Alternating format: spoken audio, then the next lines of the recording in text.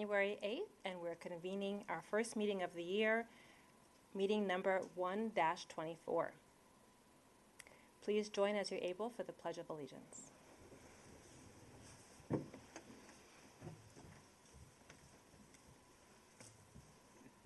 pledge allegiance to the flag of the United States of America and to the republic for which it stands, one nation, under God, indivisible, with liberty and justice for all.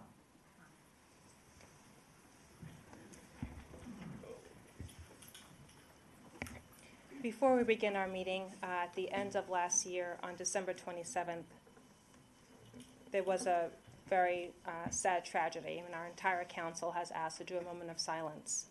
We want to honor the life of a pedestrian killed while trying to cross Veers Mill and Atlantic.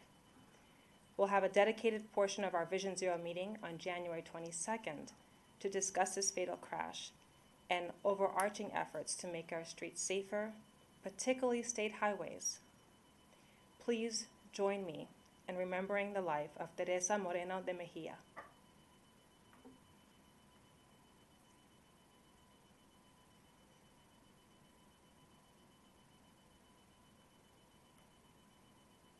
Thank you. We'll talk more about Vision Zero in January 22nd, but we didn't want the moment to pass that we didn't recognize that a life was lost and our ongoing efforts to make the city safer for everyone. With that, I want to move to agenda item 3, agenda review. Madam City Clerk. Madam Mayor and council members, there are no changes to the agenda for this evening. Thank you. And now to our City Manager's report. Good evening, Madam Mayor and council members. Last Tuesday, a 2.3 magnitude earthquake occurred that was centered on the city of Rockville. The U.S. Geological Survey confirmed that the epicenter was near Lakewood Country Club, and news providers from New York to Naples, Florida, to News Corps Australia and points beyond picked up the story. City staff is not aware of any damage, including to our own city infrastructure, after an inspection by city staff. Hopefully future media attention will be far more positive. As the Martin Luther King Jr. Day holiday and National Day of Service approaches, we invite all community members to join us at the 53rd annual Dr. Martin Luther King Jr. celebration this Saturday, January 13th at Rockville High School. The festivities begin at 9:30 a.m. with a free continental breakfast and continue with activities, performances, and programs for all ages. To honor Dr. King's legacy, service opportunities are being offered by a number of nonprofit organizations for the holiday weekend, as well as for future projects. Representatives of the nonprofits will be available at the event to provide more information. The Rockville Weed Warriors are seeking volunteers to help improve the community and the environment by removing invasive plants at Redgate Park next Monday, January 15th. Available shifts are 9:30 to 11:30 a.m. and 2 to 4 p.m. Space is limited and online registration is required through the city's website. Also next Monday, Croydon Creek Nature Center invites volunteer ages 11 and over to its MLK Day trail cleanup from 10 a.m. to noon. Each participant will receive gloves, a garbage bag, and a set of trash pickers to use. Children under 14 must be accompanied by an adult. Space is limited, registration is required, and the fresh air is free. SSL forms are available for students. Please visit the city's website for more information. One last note about MLK Day. Trash and recycling collections will occur one day later than usual next week due to the holiday, and all city facilities except the Rockville Swim and Fitness Center will be closed on Monday. Now that winter is here, community members have a special opportunity to help a neighbor in need of assistance clearing snow. Many seniors and individuals with disabilities depend on the help of volunteers. Once snow hits, the city's volunteer coordinator will email or call volunteers about those in need of shoveling in the area. To volunteer or sign up for assistance from volunteers to shovel sidewalks and driveways, go to the city's website or call 240-314-8800.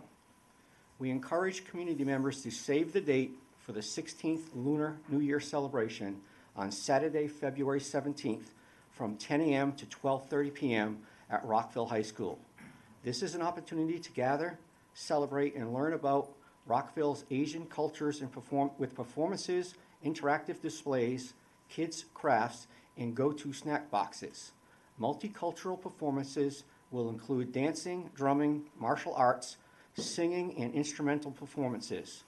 The event is organized by the city in partnership with the Asian American Task Force, and admission is free. Thank you, and this concludes my report.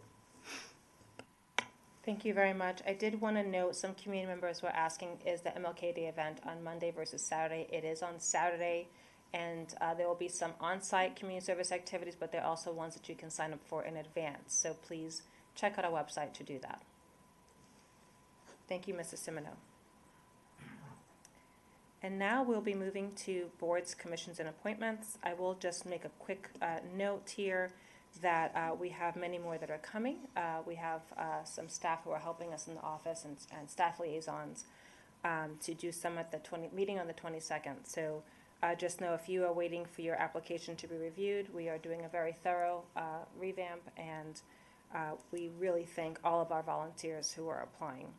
So the one for this evening is for the Board of Appeals, and I will entertain a motion to reappoint the Board of Appeals, James Hauer, to serve a 3-year term until January 1, 2027. Will anyone make the motion? All right. I will move that we appoint James Hauer to serve a 3-year term until January 1st, 2027 to the Board of Appeals. Thank you. And I saw Dr. Miles, you had your hand up for a second. Is that right? Second. Thank you. All right. All those in favor of reappointing James Howard to serve a 3-year term until January 1, 2027? Aye. It is unanimous. Thank you. And now we'll open up for community forum.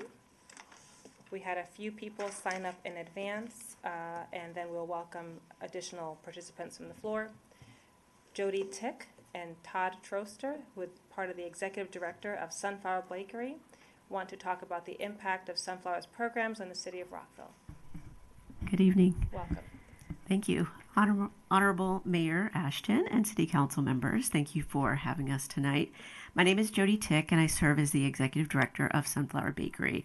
And I'm here for a couple of reasons. First is on behalf of the Sunflower team, thank you to the City of Rockville for your support of our important work. And second, I want my testimony to serve as a reminder that even though we are making strides, there is still much work to do to ensure a more inclusive City of Rockville.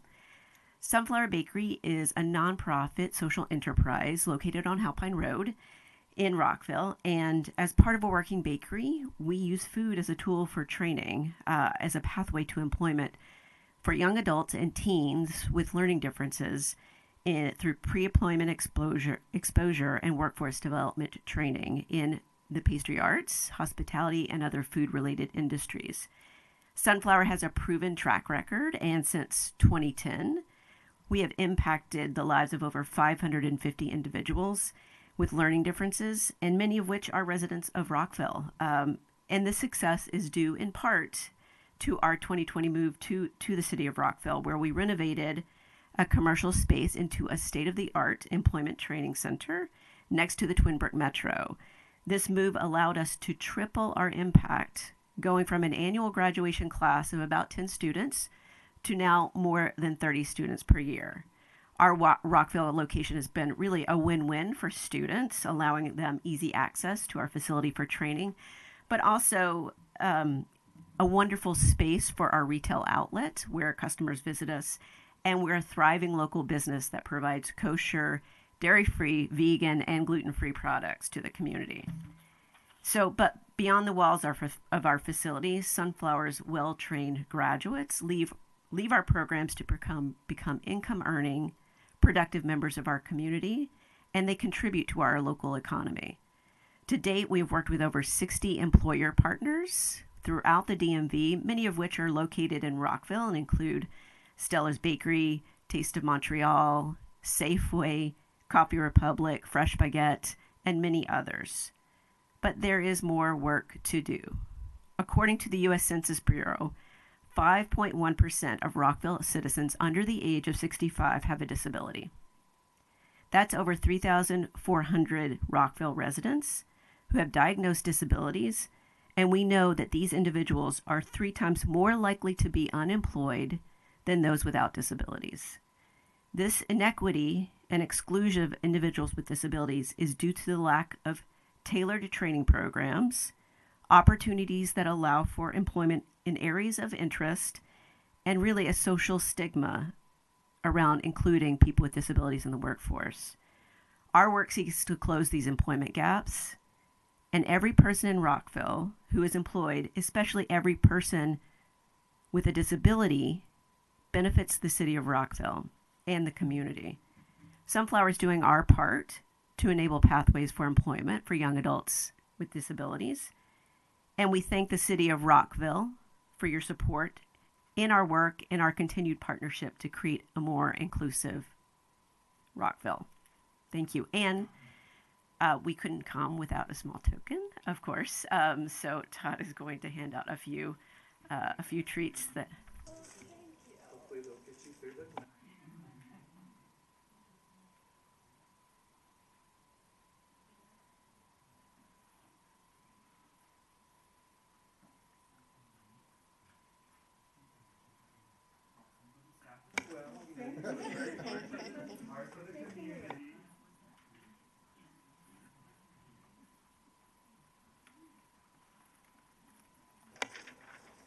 Thank you very much. We're willing to share some of the calories with anyone in the audience as a treat for being here.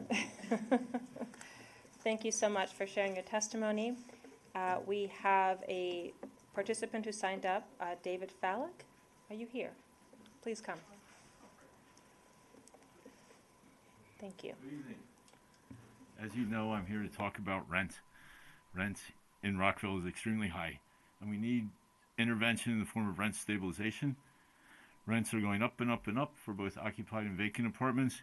Here's an example. Last week when I went to Congressional Towers, find out about one-bedroom apartments, I found from last August when they were renting out for $1,845 and $1,850, already a lot. Now they're renting out for $1,900 and $1,930. So this, a few months, it's gone up that much. Rollins Park had 2-bedroom apartments for $1,474 a couple of years ago, and now they're at $1,980. So a lot of people are priced out from new leases and current leases where I live. So I had a $107 rent increase in November before a $165 rent increase, and that's after I complained, though it's still high. So I'm paying $269 per month more now, per month, $269 than I did less than 2 years ago. There's another teacher in my building told me that Montgomery County is too expensive and she's looking to leave. So we'll lose, who I'm sure is an excellent teacher who lives and works in Rockville. A woman in my building told me when she went to complain about a rent increase, she told the office, the rent increase hurts my family. She said, I said that, just like that. She said, at a complex across the street a year or more ago, a resident told me that his 8% increase was forcing him and his wife to move in with his mother. Housing is a human necessity, and what I call this rent gouging is out of control. If there are any rent increases, we need ones that are, first of all, affordable, and also predictable and justifiable. In my view, it's necessary that an elected body act in the interests of the welfare of its people. In this case, its people are those of us who work for a living and depend on our pay to house ourselves, to provide ourselves with the most essential of human needs outside of food and water. However, the rent is outstripping many people's pay and vastly increasing the percentage of net pay that a person needs to spend for housing. It's not fair, it's not just, it's not compassionate, it's not right. We need you to step in. I have no doubt that you have the compassion and the sense of fairness to step in and provide us with the protection we need to live with dignity and to comfortably afford our own and decent housing. And that you will begin with the very first step, first out of several, which is a ceiling for rent increases that are comfortably affordable, predictable, and justifiable. Why extend and let worsen the hardship that many residents of Rockville are facing, not to mention makes life incredibly stressful and anxiety producing. You know, we hear people talk about the laying in bed at night and worrying. I think about this, go to bed, and it's hard. Thank you very much.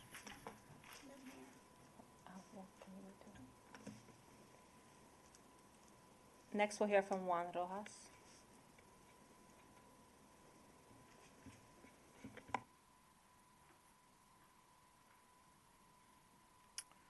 Madam Mayor and City Council members, my name is Juan Rojas, and I'm currently a 25-year-old graduate from Penn State, originally from Mexico, now working as an optical engineer as a contractor for NASA. I wish I could say that after graduating from one of the top engineering universities in the United States and working on the next generation of space observatories to support scientific discoveries, that I've accomplished the American dream. However, with rampant inflation, student loans, car payments, as well as drastic rent increases for myself, where I experienced as high as 10%, which are much higher than inflation, that as a single guy as myself, is frankly detrimental to my living situation, as well as I can imagine for many others in the city of Rockville that come from all sorts of backgrounds that may not have had the same opportunities and privileges afforded to me. The city of Rockville must do better by its citizens. If it does not implement rent stabilization in the city of Rockville, it risks infamy in becoming the next San Francisco or Boulder, Colorado, where rent has displaced tens of thousands of people who were one injury or lost job away from homelessness and consequently were forced to experience homelessness. That's why I urge the council to implement rent stabilization as advocated by Councilwoman Isela Shaw and allow for Rockville to be a safe, inclusive place to live for people such as myself just starting out, and frankly, everyone from all backgrounds and walks of life to enjoy the many benefits and joys of living in the city of Rockville. Thank you, and I yield my time. Thank you. Jeffrey Astros from IRCA.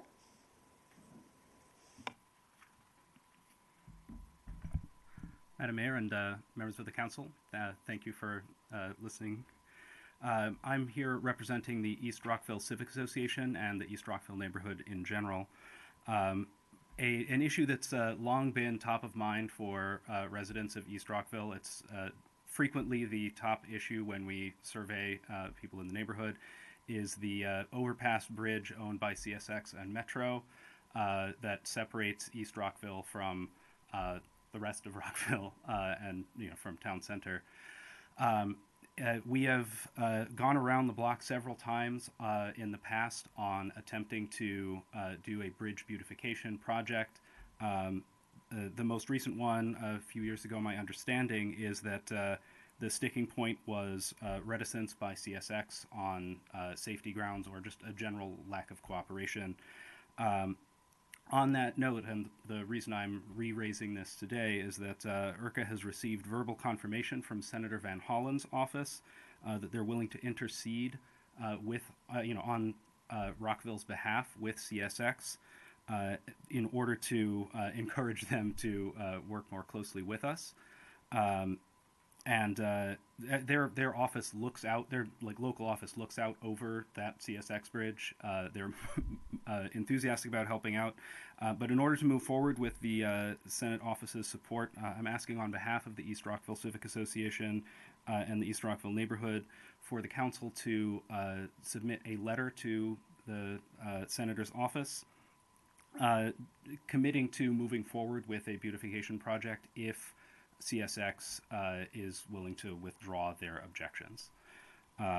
Also, since the project has lain dormant for a number of years since the last major effort, I'd like to request a report from city staff on the exact final status of the last major effort.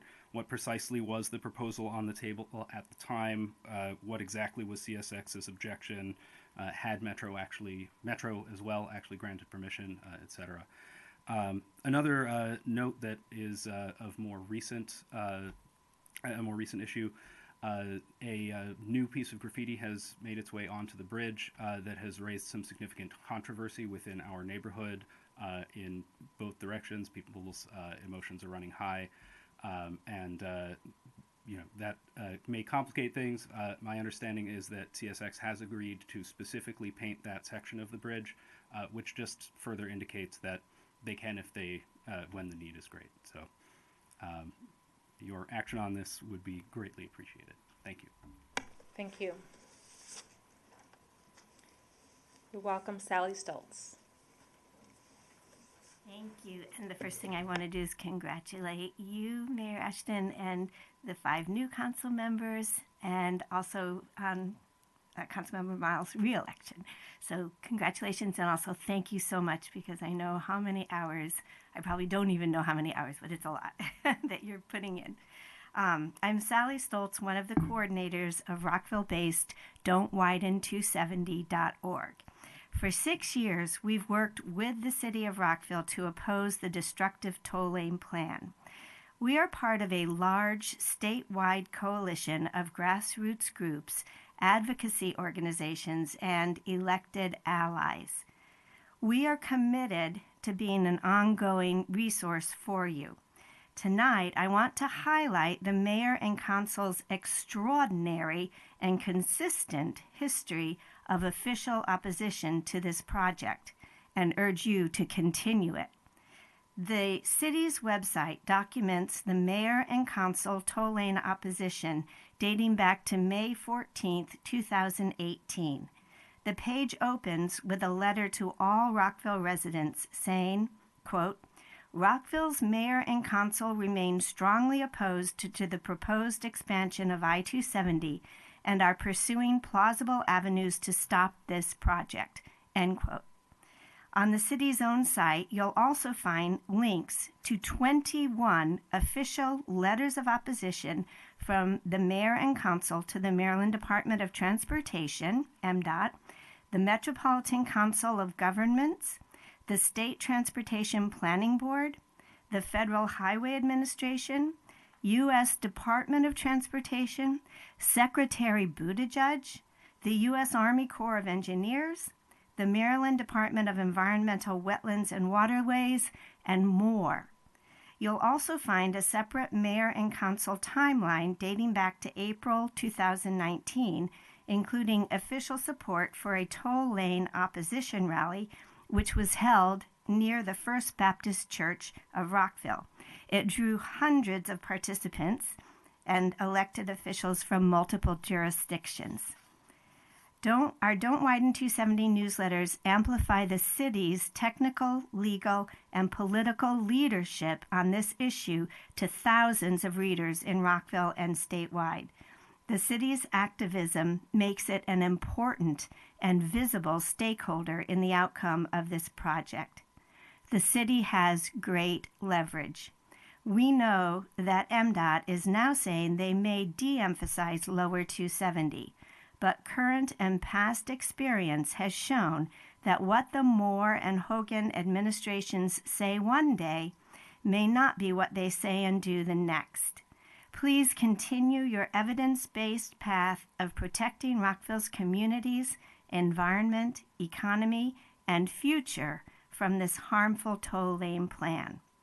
We and our coalition will continue to strongly support you. And I'm going to turn this in, but I will, email this to you because there are links in it, so you can follow. Thank you. That exhausts the list of those who signed up in person in advance. Is there anyone else who would like to speak? Okay. I'll also turn to note that we received written comments from Max Bloomfield at Zagel Bloomfield Funeral Care, and we also received comments from RPAC on the fatal crash that occurred on Veers Mill.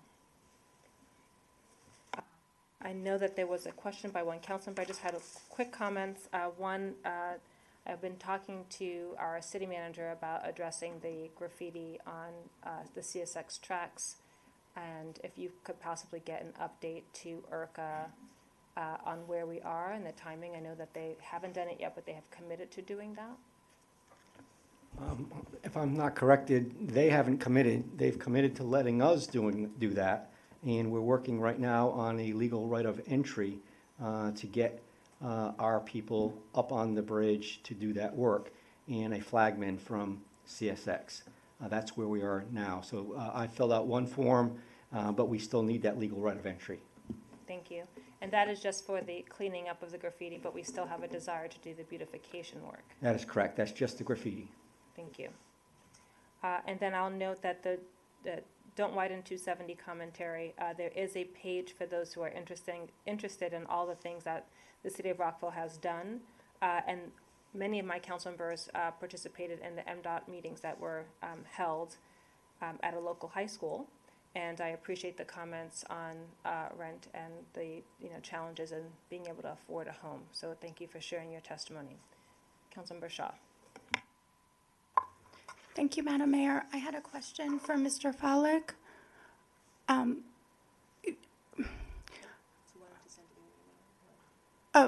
just wanted to ask a quick question.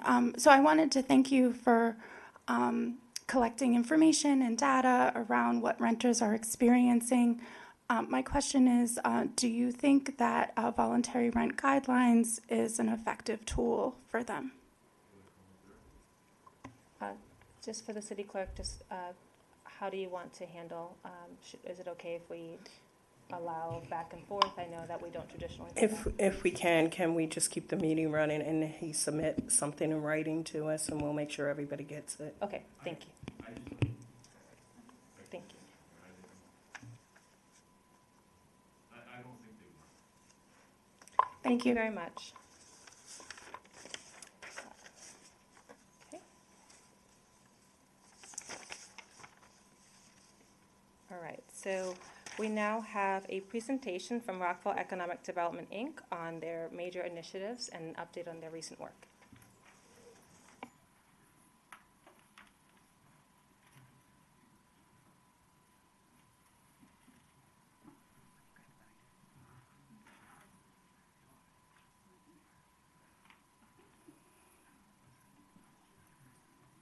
Okay. Do we have the presentation? Okay. Good evening. Hi, I'm Susan Prince. I'm the board chair for Rockville Economic Development, Inc. And welcome. I know many of you, and I wanted to welcome you to this new council, mayor and council. And we are certainly looking forward to working with each of you as we go through this next term. So I just wanted to kick things off just to give you a little bit of background on the Ready organization. We've got a presentation that Cindy and our staff will be going through tonight. But as board chair, and I'm also joined tonight by Nancy Regland, who is our vice chair. There she is. So we are really excited to be here tonight. We want to thank you because we serve at the direction of the mayor and council. You are our primary customer, our primary source of funding. We are here to execute your vision. But we are also here to support the business community. I think it's really important to understand the role the business community plays in making sure that Rockville is a very vibrant, vital place to live, work. So I wanted to just give you a little bit of background just to kick things off. And the other thing I wanted to mention is we are an incredibly transparent organization, and our meetings are open. We welcome each of you to attend our meetings if you have a chance. They are typically on the fourth Thursday of every month. They start at 8. We do have a Zoom component, but we would love to see you in person. And we don't just represent certain businesses. I want to make that clear. I know we had, you had somebody from Sunflower Bakery. I think she left. But she's a nonprofit. I think it's really important to understand we are very inclusive. We don't only support certain businesses, we support all businesses, whether they're nonprofits or small businesses, large businesses, businesses of every makeup. The city of Rockville has an incredible business community that has thrived over these past couple of years. And a lot of it is due to the hard work for Rockville Economic Development. So I'm going to turn it over to Cindy.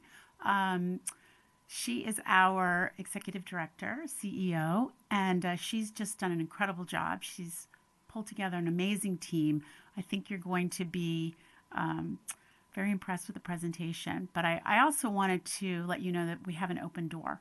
So anytime you have questions, we are more than happy to meet with you. Again, we welcome you to our meetings. I look forward to getting to know each of you a little bit better. I've been on the Ready board for more years than I would like to mention. I think Nancy and I are some of the longest tenure, and we've worked with a lot of different mayor and councils, and we've always had a great working relationship with the city and the mayor and council, and we are looking forward to continuing and doing more of the same. So with that, I will turn it over to Cindy. Thank you, Ms. Prince, and welcome, Cindy. Thank you, Mayor and Council members. As Susan mentioned, we're excited to be talking a little bit about what Rockville Economic Development is and what we do for the city, and we are looking forward to working with each of you over this next term. Next slide. So first of all, what is economic development? Economic development is a governmental function. It is a strategic, sustained activity and programs that improve the economic well-being and quality life of a community. And a reason that government will do this kind of work is to stay competitive. If you are not always trying to be competitive, you fall behind. There's a great quote by Will Rogers to that effect that Forbes has actually picked up. So this is sort of the idea, to be vibrant, to be growing, to be attractive to workers, to people who want to live there, for businesses to locate there. You need to let people know how great a community this is, and also what the attributes are there, what resources are available. So the economic development efforts can help diversify and increase tax base, which is really important because the commercial tax base can pay for a lot of what residents would otherwise have to pay in taxes. We are retaining, creating, and attracting employers, residents, and visitors. We coordinate employer needs and workforce skills. We work very much with the educational institutions in the workforce pathways and making sure that there are opportunities for residents and students who are graduating. And we also work with the city quite a bit in identifying and communicating a sense of place and advocating for placemaking, because that is really what makes people want to be somewhere. Next slide. So this is the structure of Ready, Rockville Economic Development. It was created in 1997 actually by the city. The city attorney's office at the time put together this nonprofit entity. It was a government function within the city, and it was spun off as a separate organization in order to get more input and activity from the business community. And so now we have a board of 22 board members who run the organization, but the sole member of our entity, the legal entity, is mayor and council. So technically, you all appoint all the board members, and you would have the power to remove somebody or all of them if you were to so desire. That has never happened. But we perform the services through this memorandum of understanding. So since the inception of the organization, there's been a memorandum of understanding saying what will we do, how will we report, those kind of things. And it's actually coming, it's expiring at the end of June, so we will get to have more conversations about this with you as we develop a new memorandum of understanding for the next foreseeable future. But part of the current memorandum of understanding, we provide an annual report to you. We do that in August, and that outlines everything we've achieved through the year. We do an independent financial audit that also gets submitted to the city annually, and we develop metrics. We are also working with Dave Gottesman in the city manager's office with a new initiative to figure out how we are fine-tuning KPIs to really tell a better story about the work that the city is doing and we are doing. We have been declared a public entity, which means just like all the city functions, we are subject to Freedom of Information Act, we're subject to Open Meetings Act, and as Susan was mentioning, you are welcome to come to all of our meetings. They are publicly noticed. The clerk's office notices all of our meetings on the city website as well. So that's all pre-done, so there isn't a conflict if too many of you come. So, and then we also do an annual strategic planning session. We do this in April. We're going to be setting the date. It's usually a half day on a Saturday, and we invite all of you to participate. So the board will be there. We have key members of staff, and having mayor and council members there to discuss the issues with economic development, where do we want to go, it's very, very helpful. And then we gather all of those discussions and create a strategic plan that gets adopted by our board and then is submitted to you in our annual report so that you have the strategic plan going forward.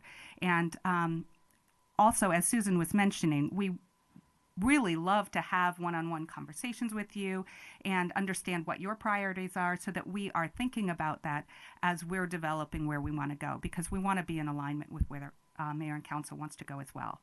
Next slide. So the Ready Board has developed the mission, vision, and values. Our goal is to help businesses launch, locate, and expand in Rockville, and we provide tools, resources, and guidance to support all stages of business growth. So our mission is to identify and develop economic opportunities to help Rockville prosper. Our vision is to make Rockville a 21st century for business, and our values are very important. It's to be proactive, to be an expert, to be innovative, to be collaborative, and to be impactful. Next slide. This is our board of directors, and as I said, there's 22 members. They are business leaders in our community. They are stakeholders at key institutions, and it's a really wonderful resource for us, but also for you when you want to know what are the challenges the business community is seeing? What do they think is important? We weigh in a lot, and we work with city staff on various issues as they come up and provide input from the business community, especially leveraging the talents of our board. Next slide. And this is our staff.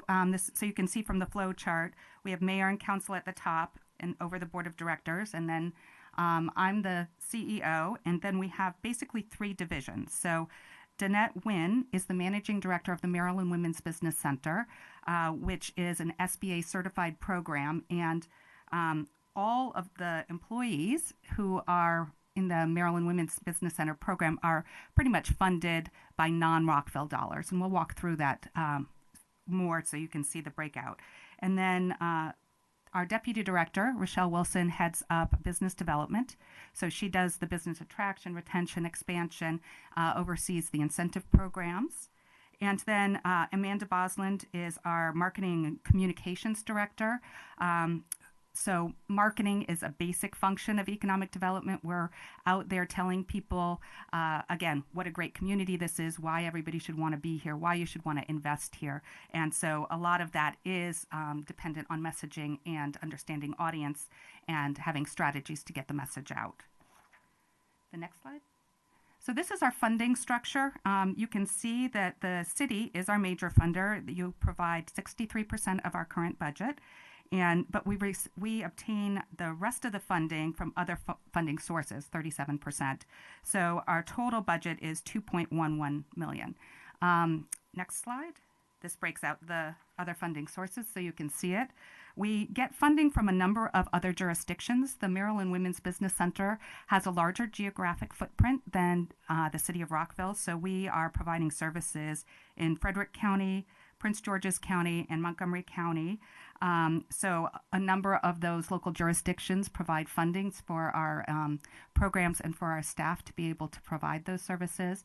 We have 2 federal grants through the SBA that provides $300,000, those are matching grants, so we have to match those funds. We obtain other contributions from other funders. We have some service agreements. We're particularly strong at helping childcare businesses learn how to run the business, how to be actually make money with their endeavor, and obviously that is a key industry area for people getting back to work. And because if you don't have childcare, you can't go back to work. And so the Montgomery County Health and Human Services is one of our major partners in doing that. But we are, and Danette is going to go in more detail through this, but we are across the state and providing trainings in that area. Programmatically, we get income through our Shop Local utility reimbursements. We have a number of sponsorships for our events and training income.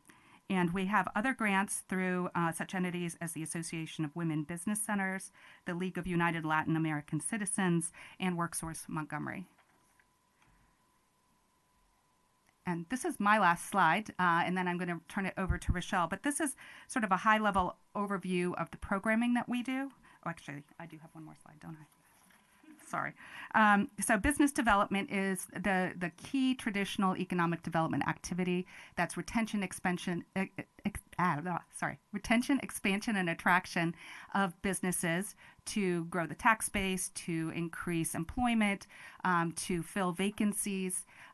We provide location services, so a business can come to us and say, I need this kind of space. Can you tell me what you have in the city? And we will look that up. We're not a broker, obviously, so we just provide them the information. And then they can figure out if they want a broker or they don't want a broker. We provide market data. That is one of Rochelle's key talents, is really research and understanding the market, the real estate market, and what's going on.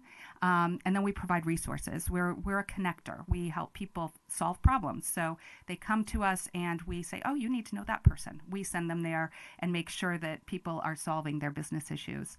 We're highlighting a couple of the key business sectors in Rockville.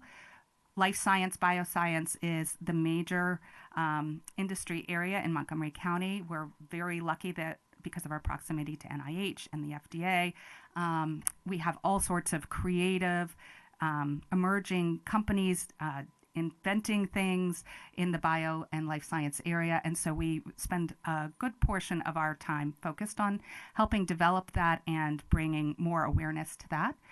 Small-scale manufacturing is actually an area we have a competitive edge because both the Twin Brook area and the Rock East, which is over on East Goody, are light industrial areas, and there's not a lot of those places, especially if you're a business that needs that kind of space.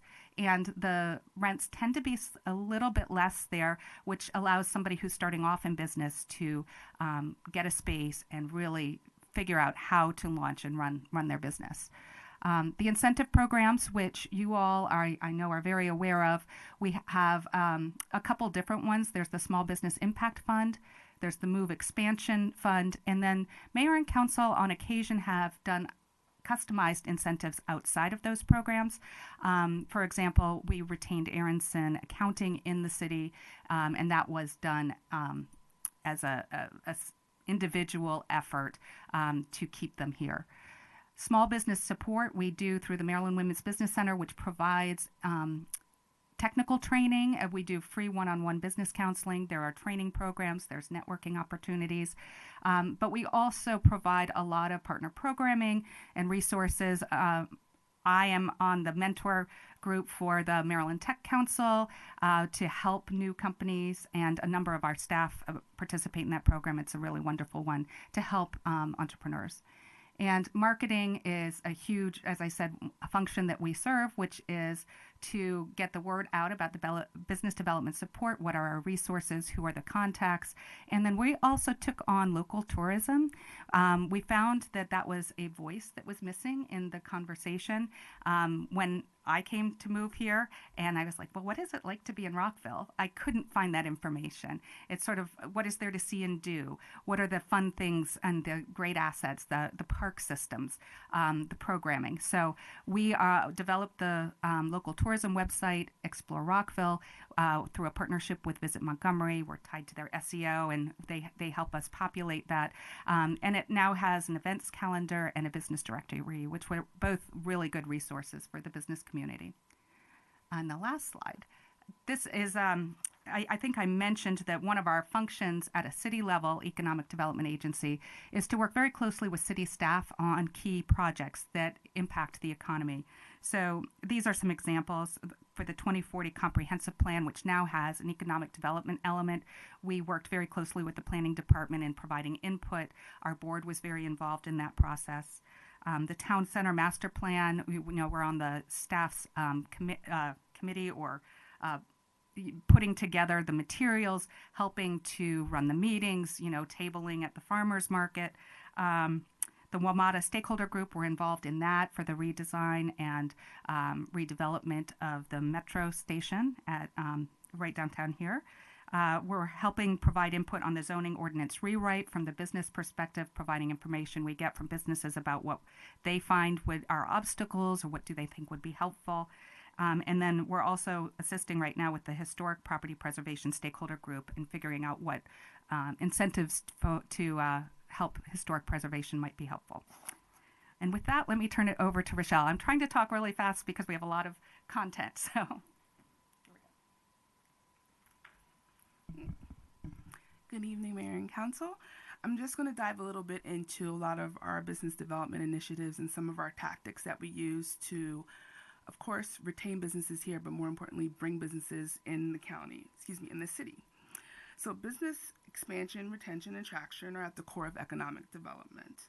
At Ready, as Cindy mentioned prior, we offer a lot of services, and those services include market intelligence, location, and connection to resources through collaborative events with a lot of our partners throughout the region. More specifically, when we're talking about attraction, we have a number of tactics that we've used to bring businesses here. So we have been working very closely with the brokerage community, especially on our effort to bring more retail into certain areas within the city. We've worked with them through speaking at various events, and at these events we're informing them of the programs that we have here, our incentive programs, so that they're knowledgeable, and as they're interacting with various businesses, they know what's here and why it's great to do business in the city of Rockville.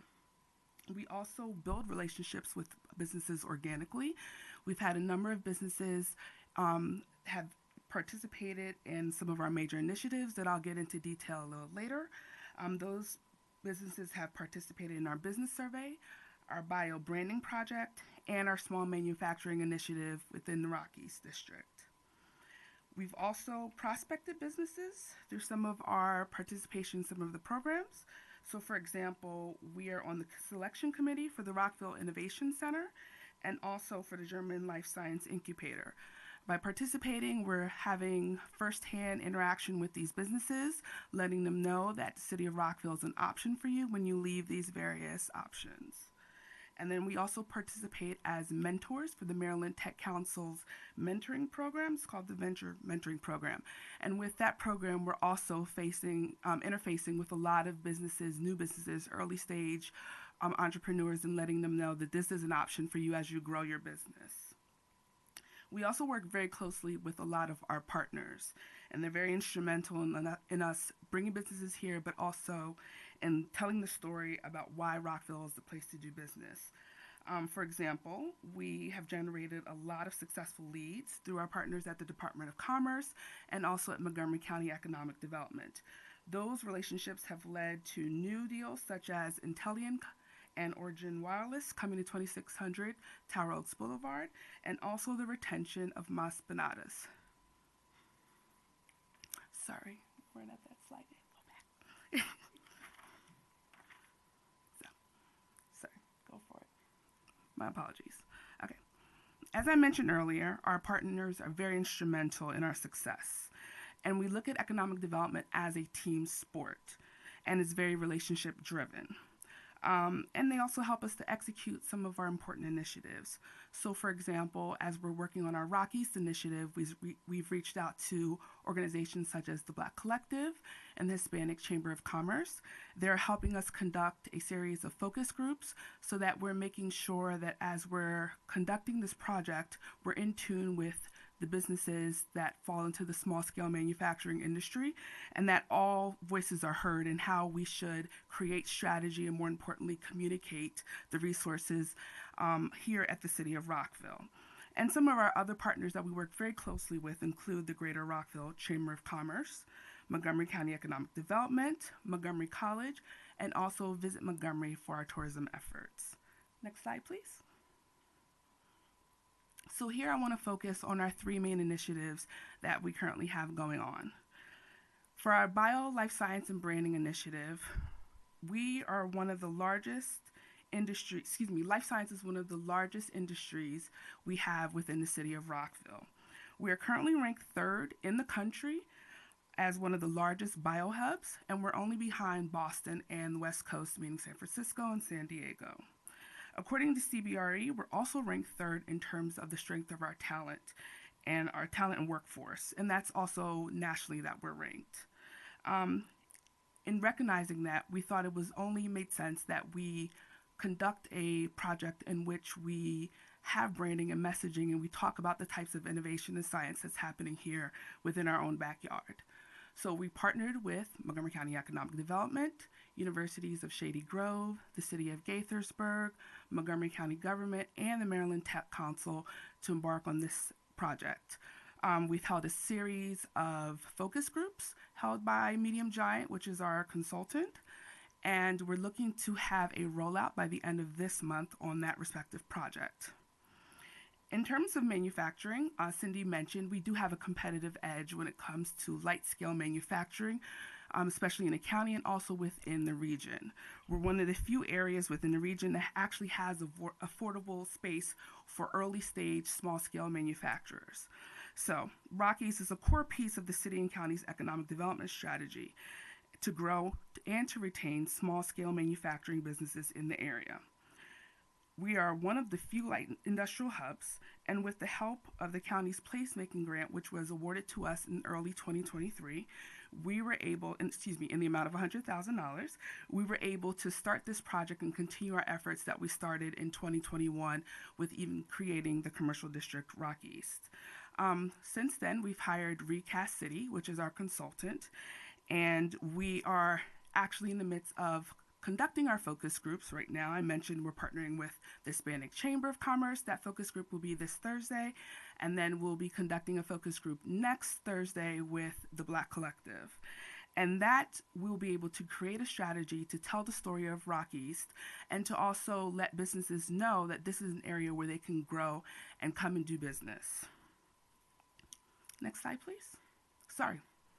Business survey, I'm sorry. Let me come down. So our last initiative, if you can go back one, I apologize. If you can go back one, the business survey was a project that we completed at the top of 2023. The purpose for that project was we wanted to have a better understanding of how businesses fared as they were coming out of the pandemic. We wanted to be in tune of what they needed. Are they aware of the resources of not only Ready, but the city? With that project, we hired Technometrica, and we also held a series of focus groups, and in return, they created a survey, which was sent out to 7,000 businesses. 159 of those businesses were surveyed, and that held a confidence level of 95%.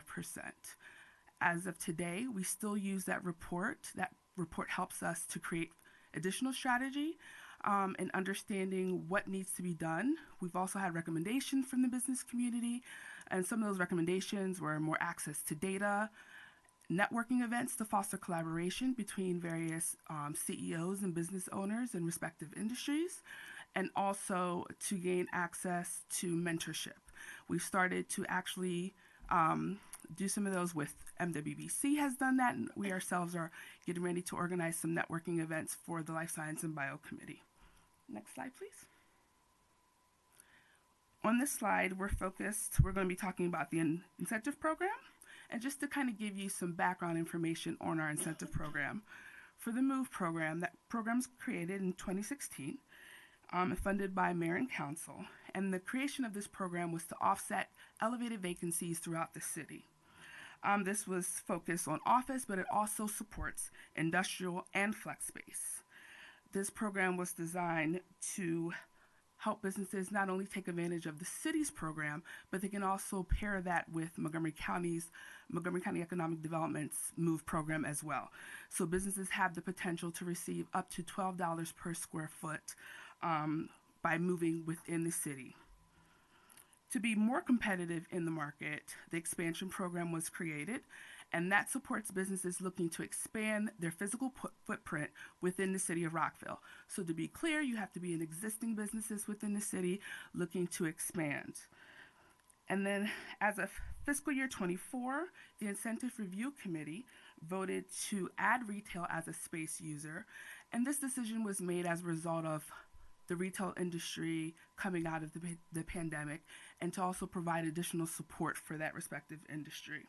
We've earmarked $25,000 specifically to bring retail businesses into the city, and I can tell you as of right now, we're 70% close to making that goal.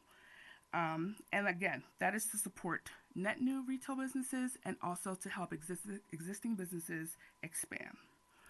So for our Small Business Impact Fund, in 2018, that fund was created to support healthy businesses looking to scale through the use of specific projects.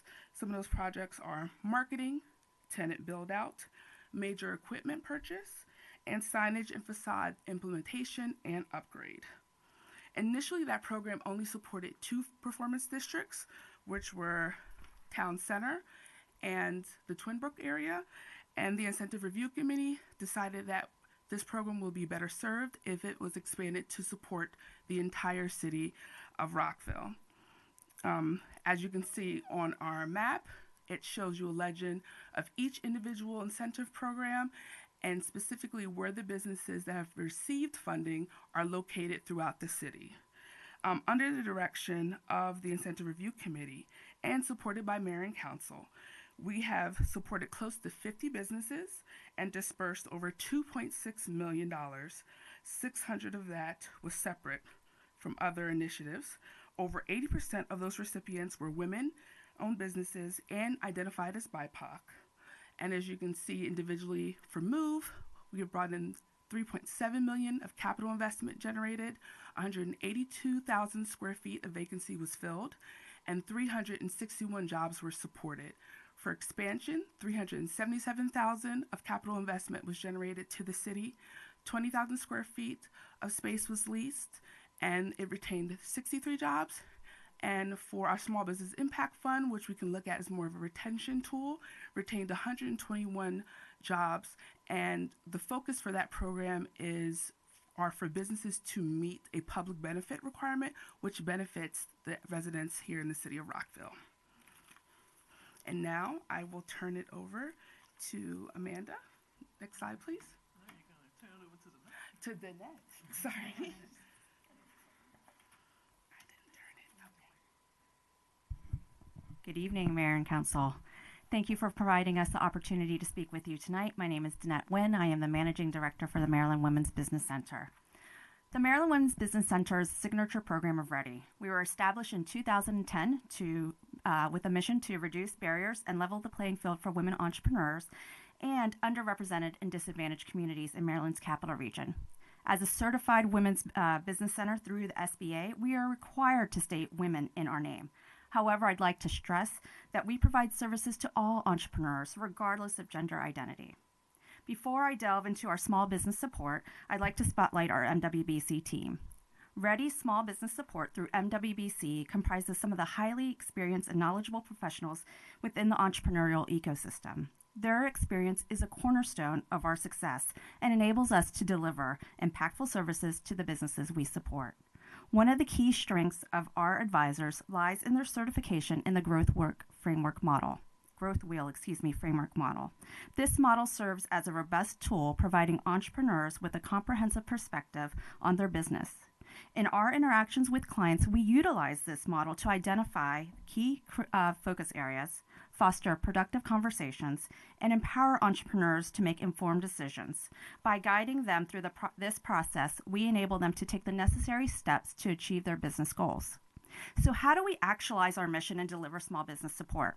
Our approach revolves around empowering small businesses and entrepreneurs through a multifaceted strategy. Firstly, we prioritize counseling as a fundamental pillar of our small business support system.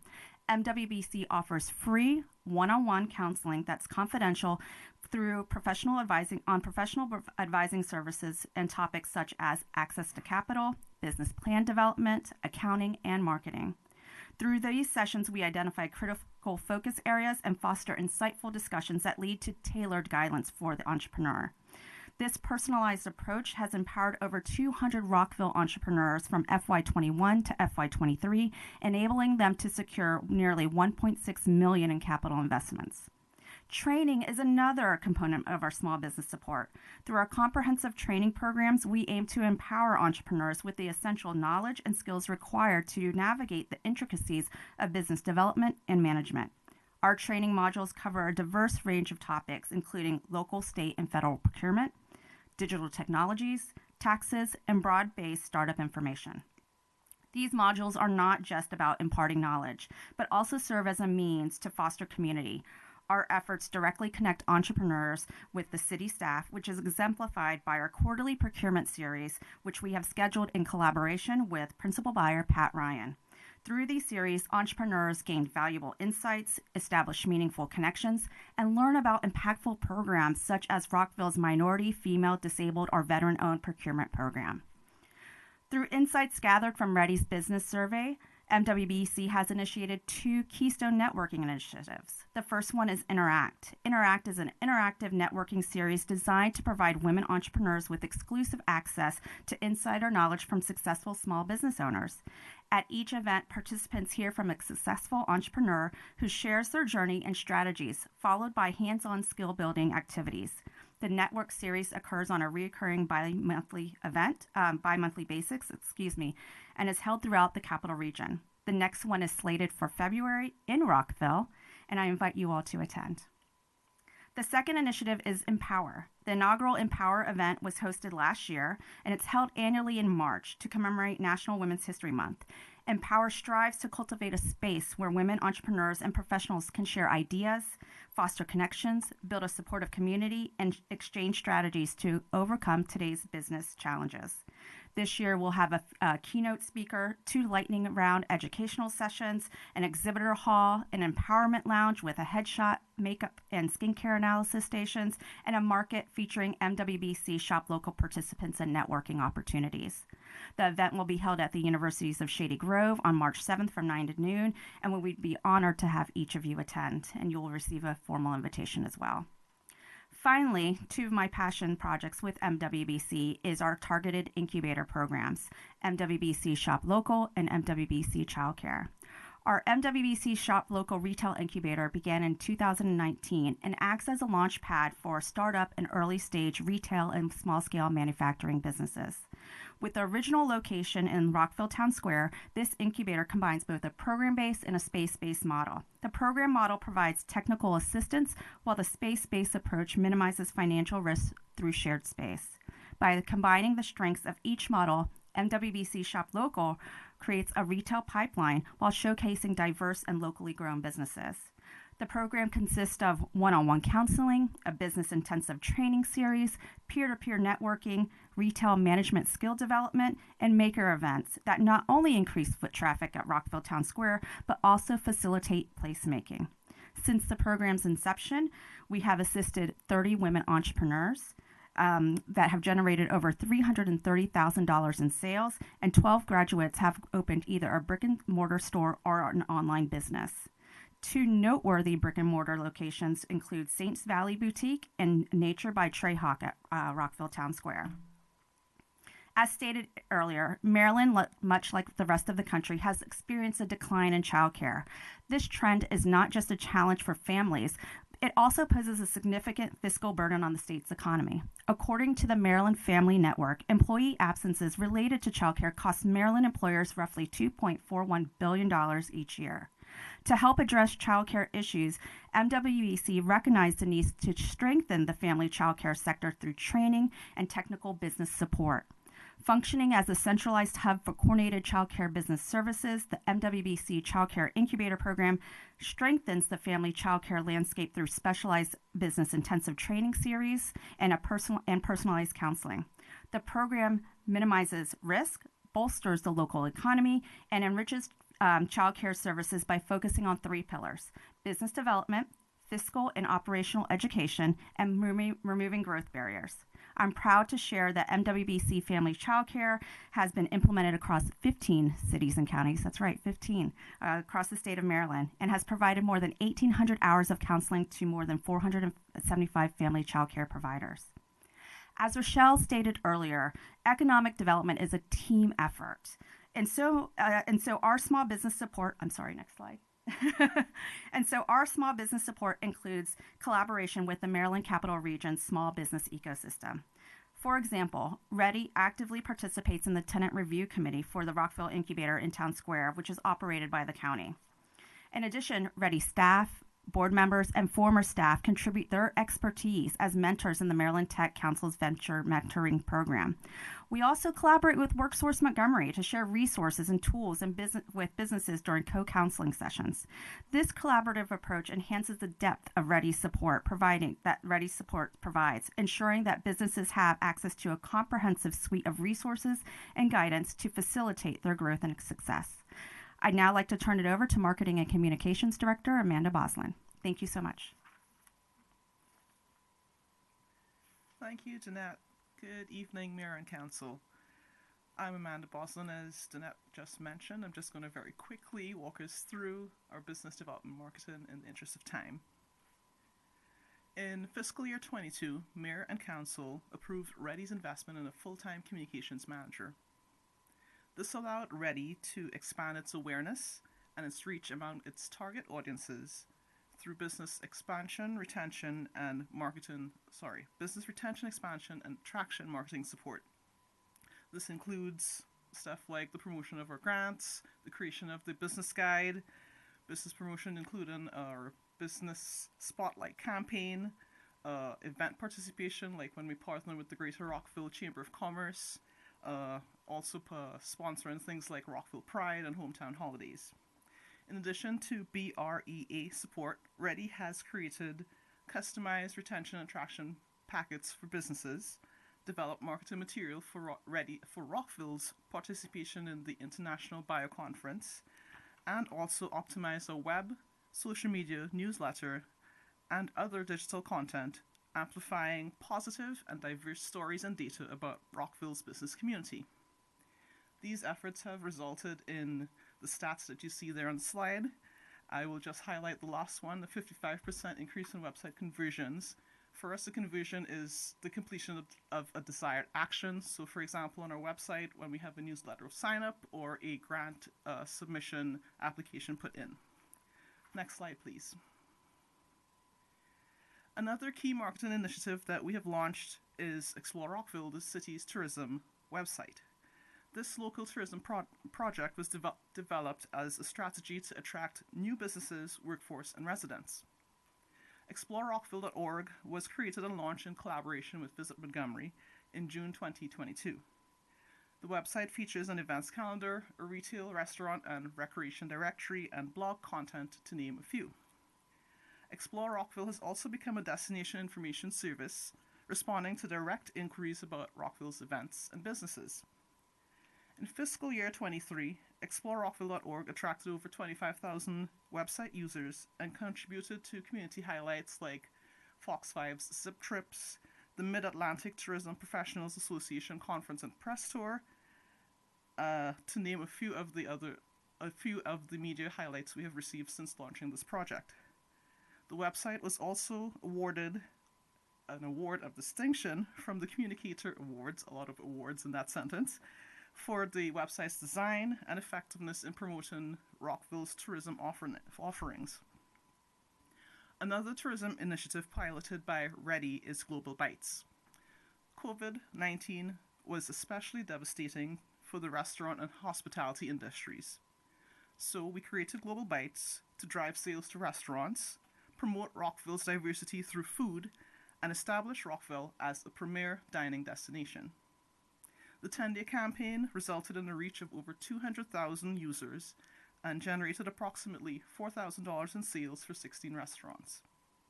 Ready plans to expand Global Bites to include an event and incorporate the Rockville Rewards program that we recently took over. With that, our presentation comes to an end, and we are happy to answer any questions.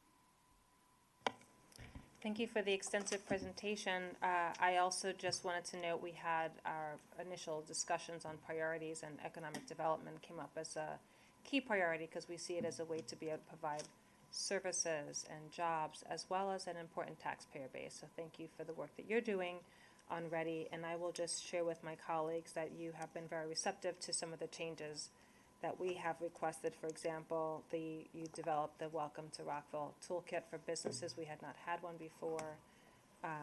Developments of Explore Rockville to create more, show the outside world what we have to offer. And then also the important changes to the Small Business Incentive Fund.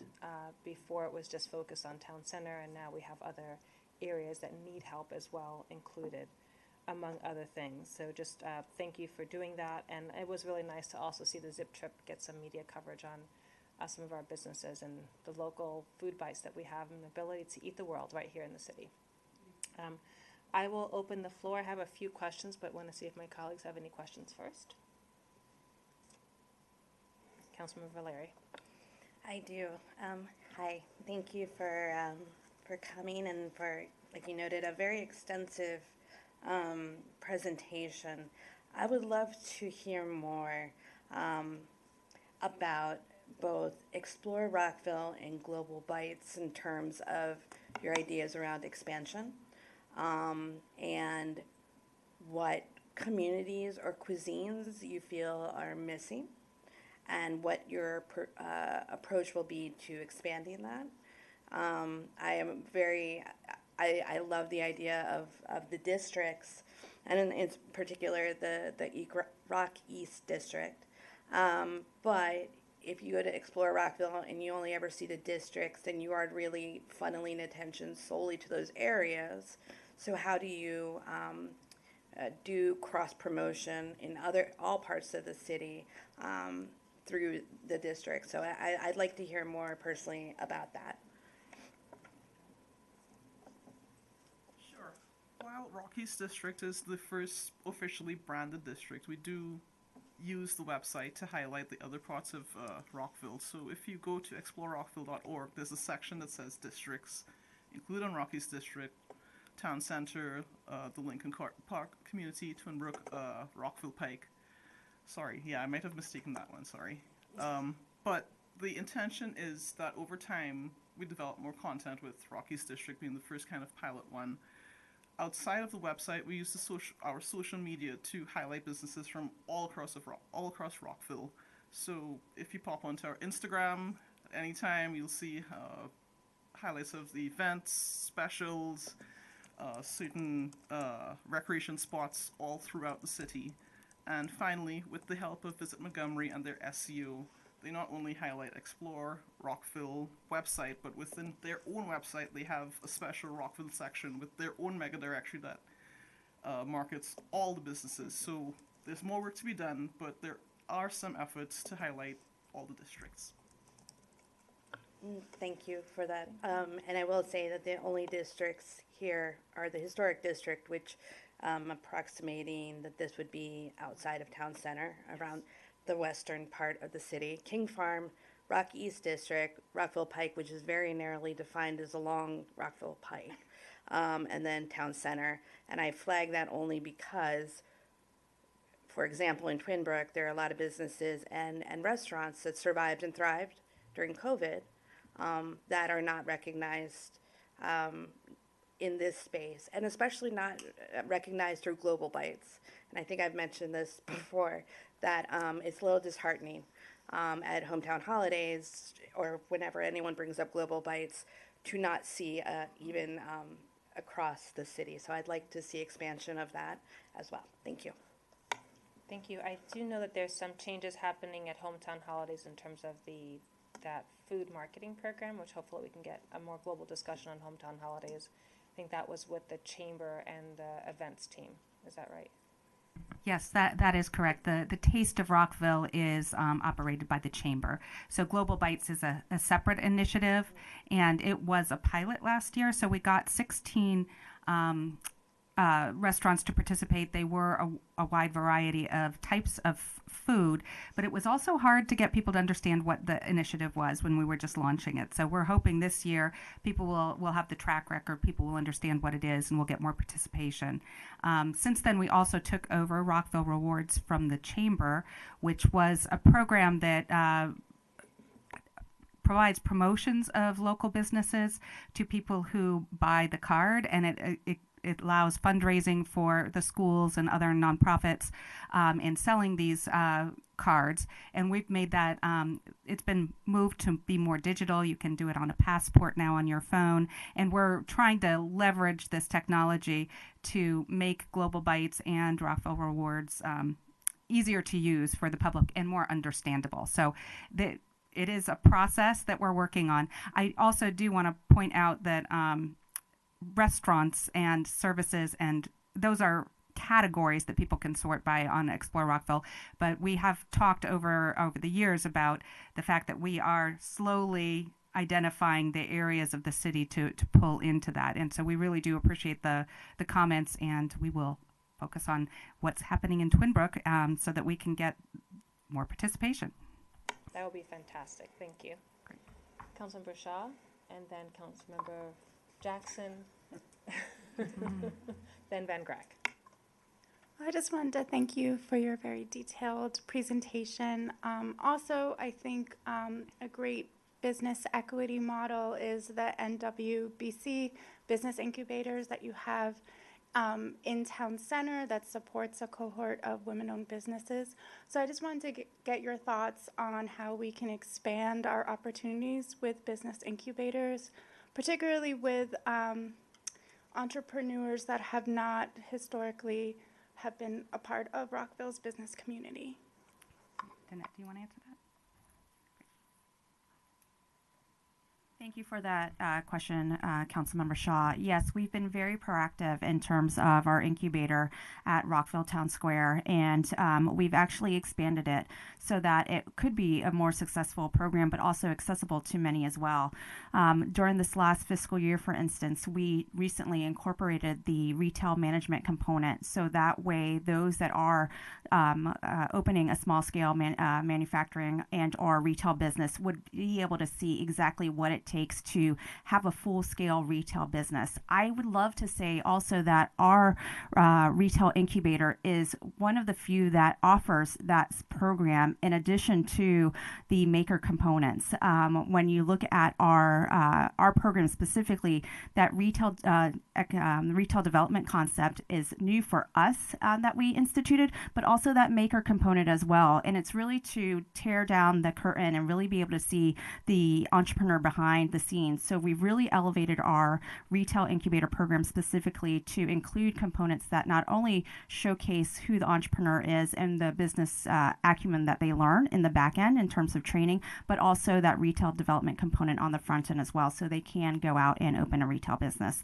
In regards to the childcare incubator, we've really focused on not the skills that are intended to assist in regards to childcare and how to develop the child itself, but those business tools such as business plan development, looking at marketing and how to include that outreach. So we really focused on those two incubators for our business community, seeing the importance of small-scale manufacturing and childcare specifically.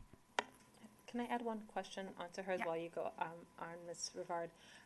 In 2022, I know we talked about highlighting some BIPOC businesses, and I remember you actually did a Black History Month, and you actually showed and supported businesses thematically throughout the year. I was wondering maybe that if you will be doing that in 2024 and going forward. Yeah, yes, we will definitely be doing that again, and that is something I know that marketing and communications is working on how we communicate that more throughout the year, and have those the ability to sort by the type of businesses that the customer wants to patronize more easily. So we are working on that functionality right now as well. I would also say that Danette has made a concerted effort, not necessarily through the incubator program specifically, but through all of the MWBC programming to reach communities that we haven't traditionally been serving. So we are working with an organization to provide entrepreneurship for people with disabilities. We have provided workshops to the Muslim community. It takes us a while to figure out how to reach communities that we're not already in, and so we're really making efforts to try to do that, to offer our services, and let us come in and explain what our resources are. And once we get our foot in the door and people understand the value of the resource available to them, they're always surprised and thrilled, and we get then a lot more participation. So that is definitely one of our goals in communicating. All right. Thank you, Madam Mayor. Thanks for that awesome report. It was really thorough, and I actually learned a lot. The one thing that I would encourage, and I know you're already doing it, the Small Business Impact Fund was really, in spending it beyond town center, was really helpful, and I hope that it's going to just continue. And if you need funds, that I hope you come back to the council and mayor so we can debate them. I have a couple questions that came up as I was looking through your report, and then when you were speaking. So the board, you said technically the mayor and council appoint board members. What does that mean in practical terms? Well, what has happened throughout the history of Ready is the board has decided who they would like on the board, and so they bring those suggestions to mayor and council, and then the mayor and council has always, so far, agreed and appointed those people to the board. But if there were a disagreement, the mayor and council would have the power to make the alternate decision. No, thank you. I didn't know, so I just wanted to ask. So the other question was on cooperation with the city. When we talked, when you had the presentation, you were talking about how it developed and was sort of a quasi-agency. So maybe you could expound on that and tell what actually works and what doesn't with your relationship with the city. I think a lot of it really works well. And Susan, you can certainly weigh in here. I think from my perspective, one of the great things about having the board run the organization is the level of participation I get from all of the board members. They are excited about helping shape the future of the business community and having input on that, and providing that information to mayor and council, and being that conduit for you to understand what's going on for them in their businesses. So from that point of view, I think it's a very successful model. I also think that we work very closely with city staff on the projects that I was talking about. I have great working relationships. I enjoy participating in those projects. You have great staff, and so we're part of the team to provide that perspective and that expertise as city staff are developing projects. And we pull them into our work as well. I would say we have a monthly meeting with the planning department to go through everything we're both working on that has overlap. Sorry, do you want? I was just going to add, so what I find, because I am neither city staff nor Ready staff, I am a business person. I represent the business community. So the value in the way we're organized is you have an incredible city staff who are extremely good at helping to manage and run the city. We have incredible professionals who are adept at economic development and working with the business community.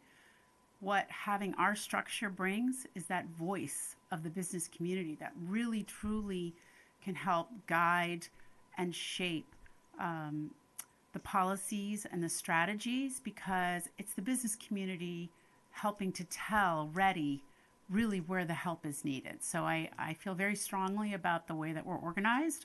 We get kind of the best of all worlds. We have incredible professionals on the city level. We have you, obviously, that are, providing us with direction. But you have all these professionals, but what was missing was really that voice of the business community. So that's what I bring. I'm not an economic development professional, but I've run my own business in the city of Rockville for 12 years. I currently am working for a large corporation. I really am bringing to the organization a different perspective than it would be able to get otherwise. I hope that answers your question. It did. Thank you. Just one more question, Mayor, if I may, and then I'll turn it back over. You mentioned medium giant, and so I was wondering if you could talk about the branding work that you guys have been doing, and if there's cross pollination or cross work or work in parallel with the city, what we're doing or they're doing with medium giant. Is there synergy? Like, can you just maybe expound on that? Well, yeah. I believe they are two sort of separate projects, and that we have different team members from them on our team, although I think the project manager, the lady coordinating, is the same. But our process is obviously a different focus. We're looking at and working with our regional partners to find a way for us to tell the story about what's happening here in the bio-life science industry sector internationally, because a lot of people don't know of all of the wealth of resources and the talent that is here if you were to locate your bio or life science company here, and the ability to interact with people who just are also thinking about similar things. I am not a scientist, but the biologics is all very new and exciting, and there's a lot happening in other areas like quantum as well, but that sort of think tank excitement is here, and so the point of our initiative is to tell the story of that. It really wasn't to tell, the city aspect of Rockville. All right, thank you, Madam. But also, if I could just add to that, I want to make it clear too that we were involved in some of the work that was done with the city branding effort, because it all needs to work together. It can't be disparate. We have to make sure that the city website, the tourism website, and the economic development websites are all supporting and saying the same message so that it's a consistent story. So I just want to make clear we were involved in working with the city branding project as well. So. Thanks.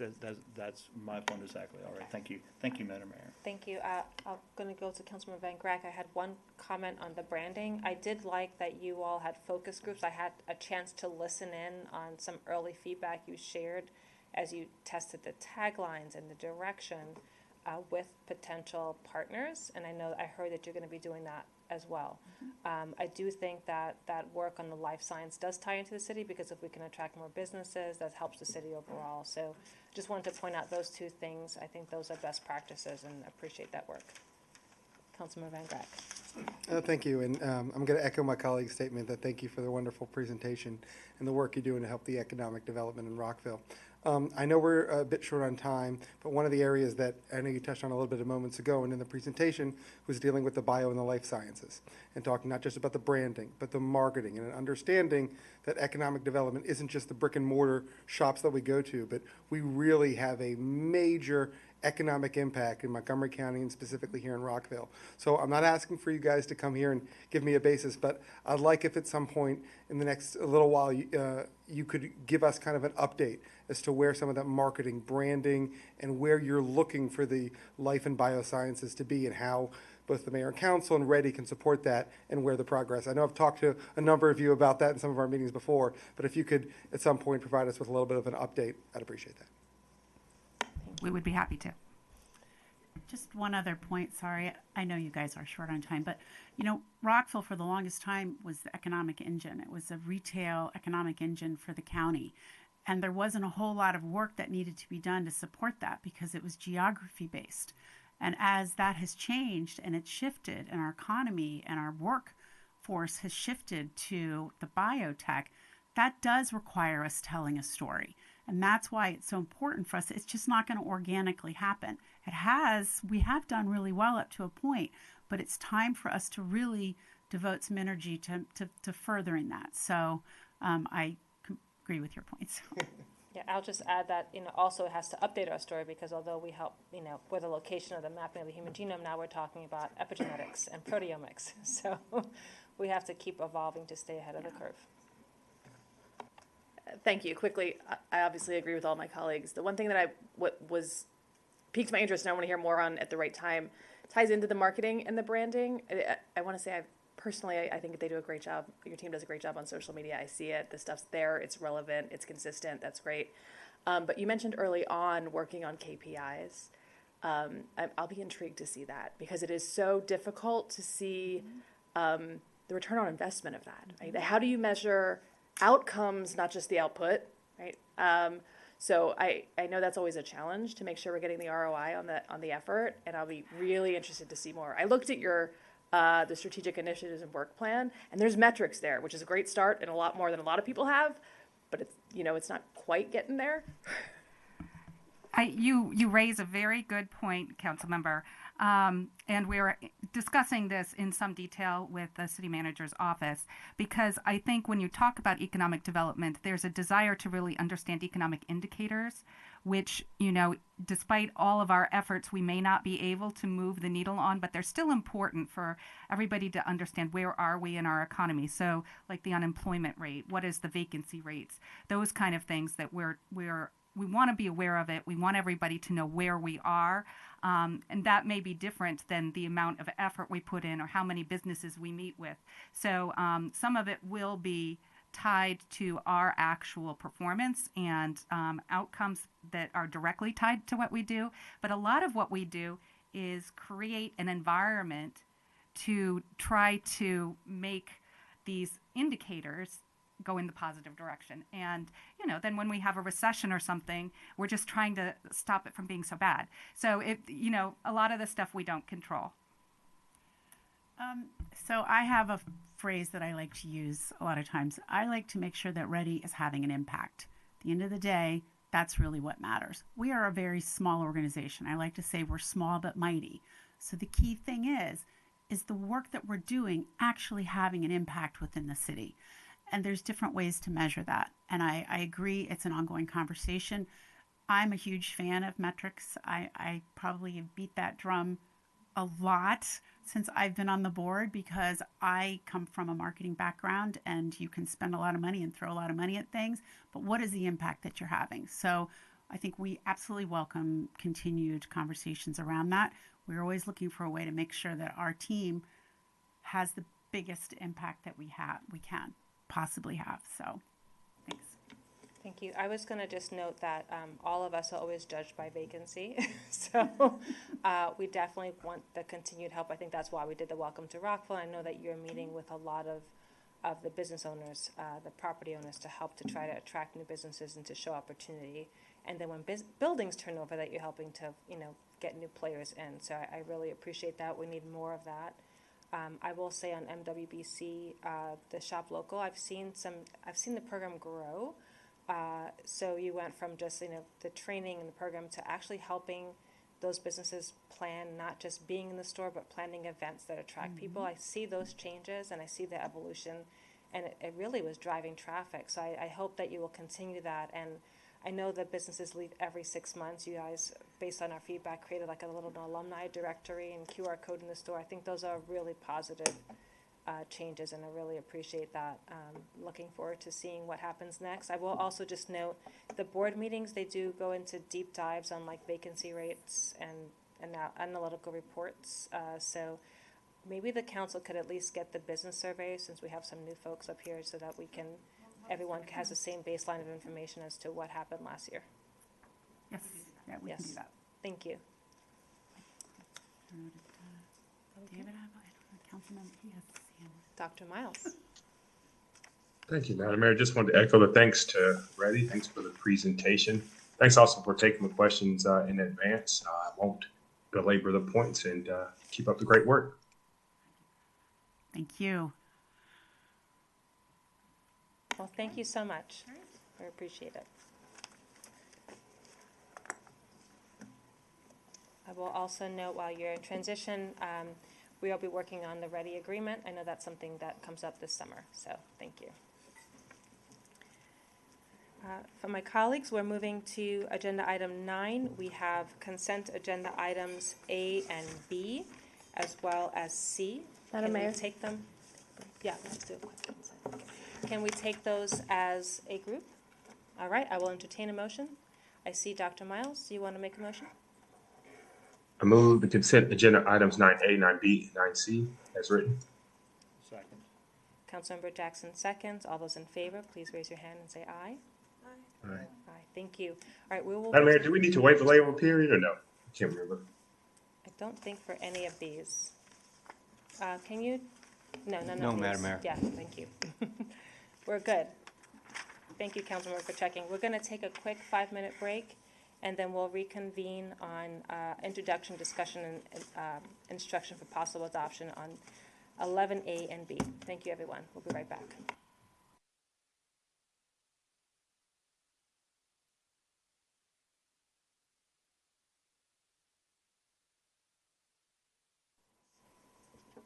Good evening, everyone. It is still January 8th, and we're returning to our meeting, agenda item 11A.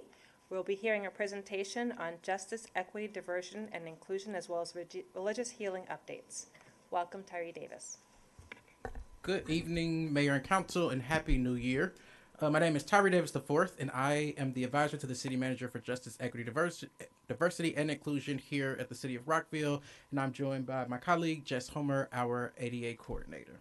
And we also have Harmon Cordero, who also serves on our team as well. Small but mighty, like Reddy said. So before we get started, I would like to begin with an acknowledgement for those that came before us. Every community owes its existence and vitality to generations from around the world who contributed their hopes, dreams, and energy to making history. Land acknowledgements in public spaces have become more and more common around the region and country. It is not a new practice. As stated on the Duwamish tribe, land acknowledgement is a traditional custodian dating back centuries for many native communities and nations. For non-indigenous communities, land acknowledgement is a powerful way of showing respect and honoring the indigenous peoples of the land on which we work and live. Acknowledgement is a simple way of resisting the erasure of indigenous histories and working towards honoring and inviting the truth. Some were brought here against their will. Some were drawn to leave their distant homes in hope of a better future, of a better life. And some have lived on this land for more generations than can be counted. Truth and acknowledgement are critical to building mutual respect and connection across all barriers of heritage and difference. We begin this effort to acknowledge what has been buried by honoring the truth. This is a very early step and one that should continue engagement and support of our Indigenous community members. To really understand good, data-driven, lasting, and impactful work, it is to understand that this work is cyclical. Even as we move through the organizing, operationalizing, assessing phases, we will be always normalizing new things. Everything here is fluid. And this is just the Justice, Equity, Diversity Guiding Principles from GARE, which is the Government Alliance for Racial Equity, which is an organization that the city joined. Our work here is involving the organizing phase aims to build the capacity of the organization and within the community and commit and dedicate resources to support identified areas of need. We will see this work has started both in the budget process and how departments make sure their project planning is equitable across the city. The operational phase aims to use an equity lens, tools, and disaggregated data to identify where systemic and institutional issues present themselves and make changes needed to dismantle it. This is also in progress as we are developing an equity toolkit as a part of our GARE project that the city is undergoing currently. The assess phase aims to evaluate where we are, what we have done, and how we are doing, what things we need to do to change and adjust, and how we evolve over time to respond to changes in the workforce, culture, and our community overall.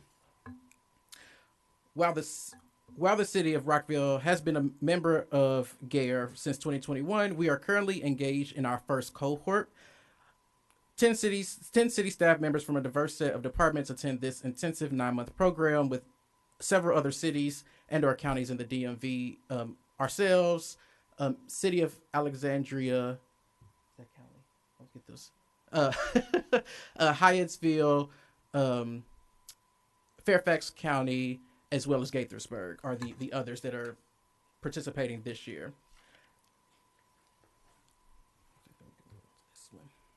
So before creation of my role at Rockville, the city passed 2 resolutions that have helped set the course for Rockville's equity journey. The resolutions were to endorse and commit to the establishment of government policies and practices that promote racial equity and social justice, as well as hate has no place here. These 2 resolutions help set the foundation of the work of what has been done and what will continue to be done, in addition to the 2 that you all passed previously. We must also be cognizant that this work must be fluid because times change and we must be adaptable to move with these changes. We also want to become proactive instead of reactive overall as well. And we also wanted to discuss, we have highlighted that we are still in the normalized phase, but we wanted to emphasize when equity is normalized, equity is accepted as an imperative and a priority throughout our organization and within the community. And then some of the ways to measure how we know we're successful is individuals, whether within the community or the organization, have an increased awareness and can have conversations about persistent inequities. And every employee, stakeholder, and leader is grounded in understanding inequities and community to prioritizing equity as a key core competency. And we also wanted to highlight some of the things that we've been working on as a phase or an approach to our space in normalizing the equity work. So that's formation of an equity champions, which are made up of internal staff, exploring the culture of us, which brings in speaker series from varying intersections in Rockville and in Montgomery County, as well as museum opportunities. We've taken 3 trips now, one to the African American History Museum, one to the Holocaust Museum, as well as late last year we went to the American Indian Museum. We also have staff training and engagement. We have ADA training that has started now, and then next up we'll have Diversity or JEDI 101, GARE, which is the Government Alliance for Racial Equity cohort that we're a part of, our HRC engagement, which we have been in conjunction with, as well as working from an intersectional lens to ensure that all the intersections of our diverse community are represented within themselves, as well as an equity toolkit that we have discussed earlier that we will develop as a part of our GARE project. And we wanted to ensure to inform you all, as well as our community, and highlight that all of the work that we do is through an intersectional lens. This is just one of many examples of intersectionality wheels that exist. We love these kind of tools because this is an excellent example of the different ways the human experience is felt by each individual. Every single one of us can point out this chart and fill it in with our own answers or our own topics. Even if our answers in every slice of the oddly cut pie are exactly the same, the weight and importance we put on each can be different. What we are proud of, what causes us grief, what we have overcome, what gives us privilege, these are the sums of our parts. That's the summation that makes us individuals and whole humans. They also shape how we view the world and what our version of normal is, and whether we fit into society's version of what normal is. But understand, as we talk about these pieces of identities, particularly the parts that puts us in historically excluded groups, the layers can compound in how we treat others, or how we are treated by others, both individuals and systems as a whole. Let's run through a quick example. This chart was pulled from the Autistic Women and Non-Binary Network. This is a great example of how layering different forms of historically excluded identities can create wider spaces of inequities. What this chart does not get into is the fact that 25% of our population has disabilities, but many of us walk around with disabilities that are hidden, and the unemployment stats for people with cognitive disabilities, for example, are much higher than those that are listed on the screen.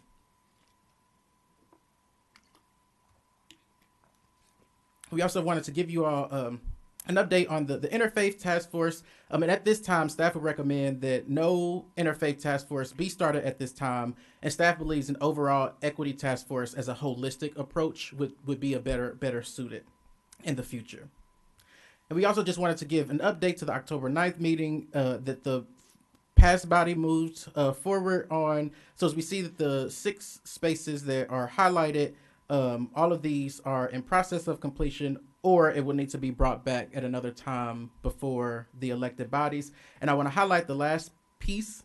We will be working with the JCRC, or the Jewish Community Relations Council, to make that space for our Jewish community and anyone who wishes to attend in that community-wide meeting. But they first wanted to start internal and make space for staff, and then they wanted to move to the community overall, which is something they shared with us, and is in alignment with what we believe to be the best practices as well. And the remaining three, this is the directing staff to review the city code. We're in the process of that, and that will need to come back before the elected body as well, including religious diversity as an active component of our work. That has always been the case when we talk about an intersectional approach. And then direct staff to consider the establishment of an interfaith task force, which we are here to discuss primarily. So as we wrap up, we just really wanted to highlight some next steps for the body and for the community. We will continue internal training for staff, as well as bring back that equity toolkit for you all. We'll develop an equity timeline and strategic plan for April after you all complete your GARE training that we've discussed. We'll continue our Exploring the Culture of Us, which allows us to continue normalizing conversations around the intersection. And we have one Wednesday and another later on this month. Mayor and council, you all will attend the GARE training. Staff will develop a timeline of major actions for that, and we will continue to work with HR as we talk about our internal capacities and looking at our internal data to be able to tell a full picture of what we are, who we represent, and what that looks like for our community. And now I will turn it back over to you, Madam Mayor, and we will. Thank you, Mr. Davis and Ms. Homer. We appreciate all the work that you're doing. I will open the floor for questions. Councilmember Van Grack. First, thank you very much for the presentation. I know we've had a number of presentations on JEDI, and I appreciate all the work you're doing. I want to ask you a little bit about the Interfaith Task Force and some of the October 9th, and I appreciate your evaluation that we don't need an Interfaith Task Force, and I appreciate your kind of saying that, religious and interfaith diversity has always been part of the programs.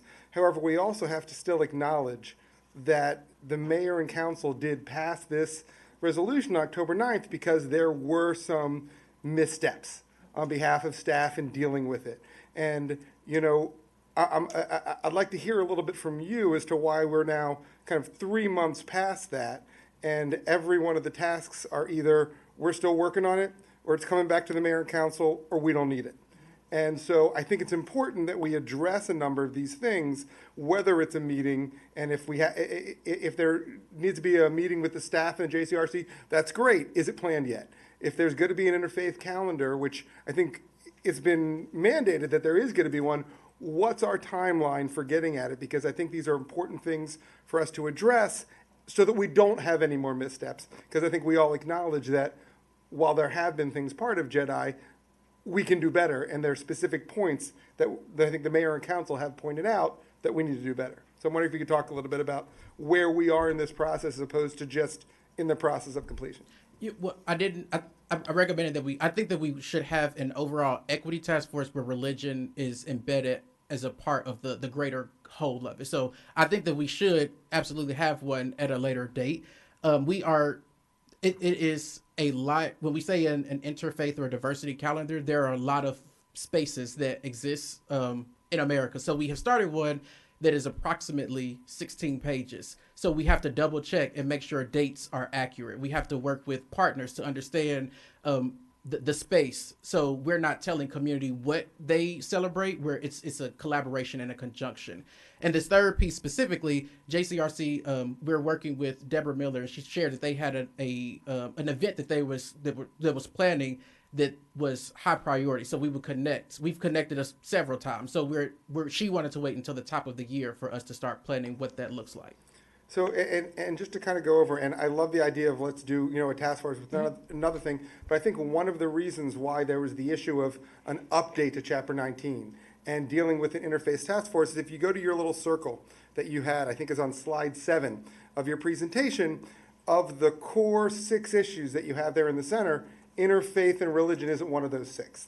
So I know that you've got on the outside on one of the colored, religious beliefs, which is important, but I don't want there to be a task force that's developed equity and we're only dealing with those 6 that's in your center and we lose track of, a group of people with religious diversity that we've already had a misstep. And so I think that's one of the reasons why the mayor and council previously talked about Chapter 19, talked about an interfaith task force and some of these interfaith issues specifically because we've got a lacking in Chapter 19. The core 6 doesn't include that, and we've already had some missteps. So I think that's where the ideas are coming from. Sure, and if I can just address this real quickly, this is just one example of the billion of these kind of intersectionality pies that exist in the world. And the reason that those 6 are in the middle is because those 6 are the unchangeable characteristics, right? And so it's not lessening the value of religion in that space, nor would us attempting to talk about diversity lessen the value of religion. We have had several programs in our Exploring the Culture of Us that have addressed religion, but this particular chart, we didn't make it, but the reason that 6 exists is because those are the things that we can't change about ourselves. And religion is one of those things that people can choose to take a different path, or maybe they're born into one path, or maybe they never get born into a path, but it has a little different of an approach to it in the diversity lens. So it's not unimportant. And really, when we look at those things, a lot of people, those middle 6, may not have any impact on their day-to-day life, but their military experience is hugely impacting on their day-to-day life. So it certainly doesn't lessen the importance of them. That's just why the division looks like that. Okay. I appreciate that, and I guess my comments, I don't want us to lose focus when we've, just 6 months ago had a directive and I don't want us to lose track. Thank you, Councilmember. Councilmember Valeri. Hi. So actually to piggyback a little bit off of what Councilmember Van Grack just noted, and looking at the promoting religious diversity and healing component of the attached, was this and this might be a better question for the city attorney, was this passed as a resolution? Was it passed as an ordinance? And then what bearing does it have on this body to continue the work? Does it need to be voted on in order to continue the work? Because to me it seems, it's not put into a standard form. It says Beryl L. Feinberg, City of Rockville Council Member, promoting. It's very unclear to me if this is just perhaps this council member's commentary, what exactly was voted on.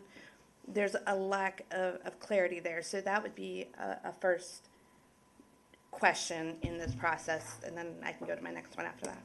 So I'm not sure.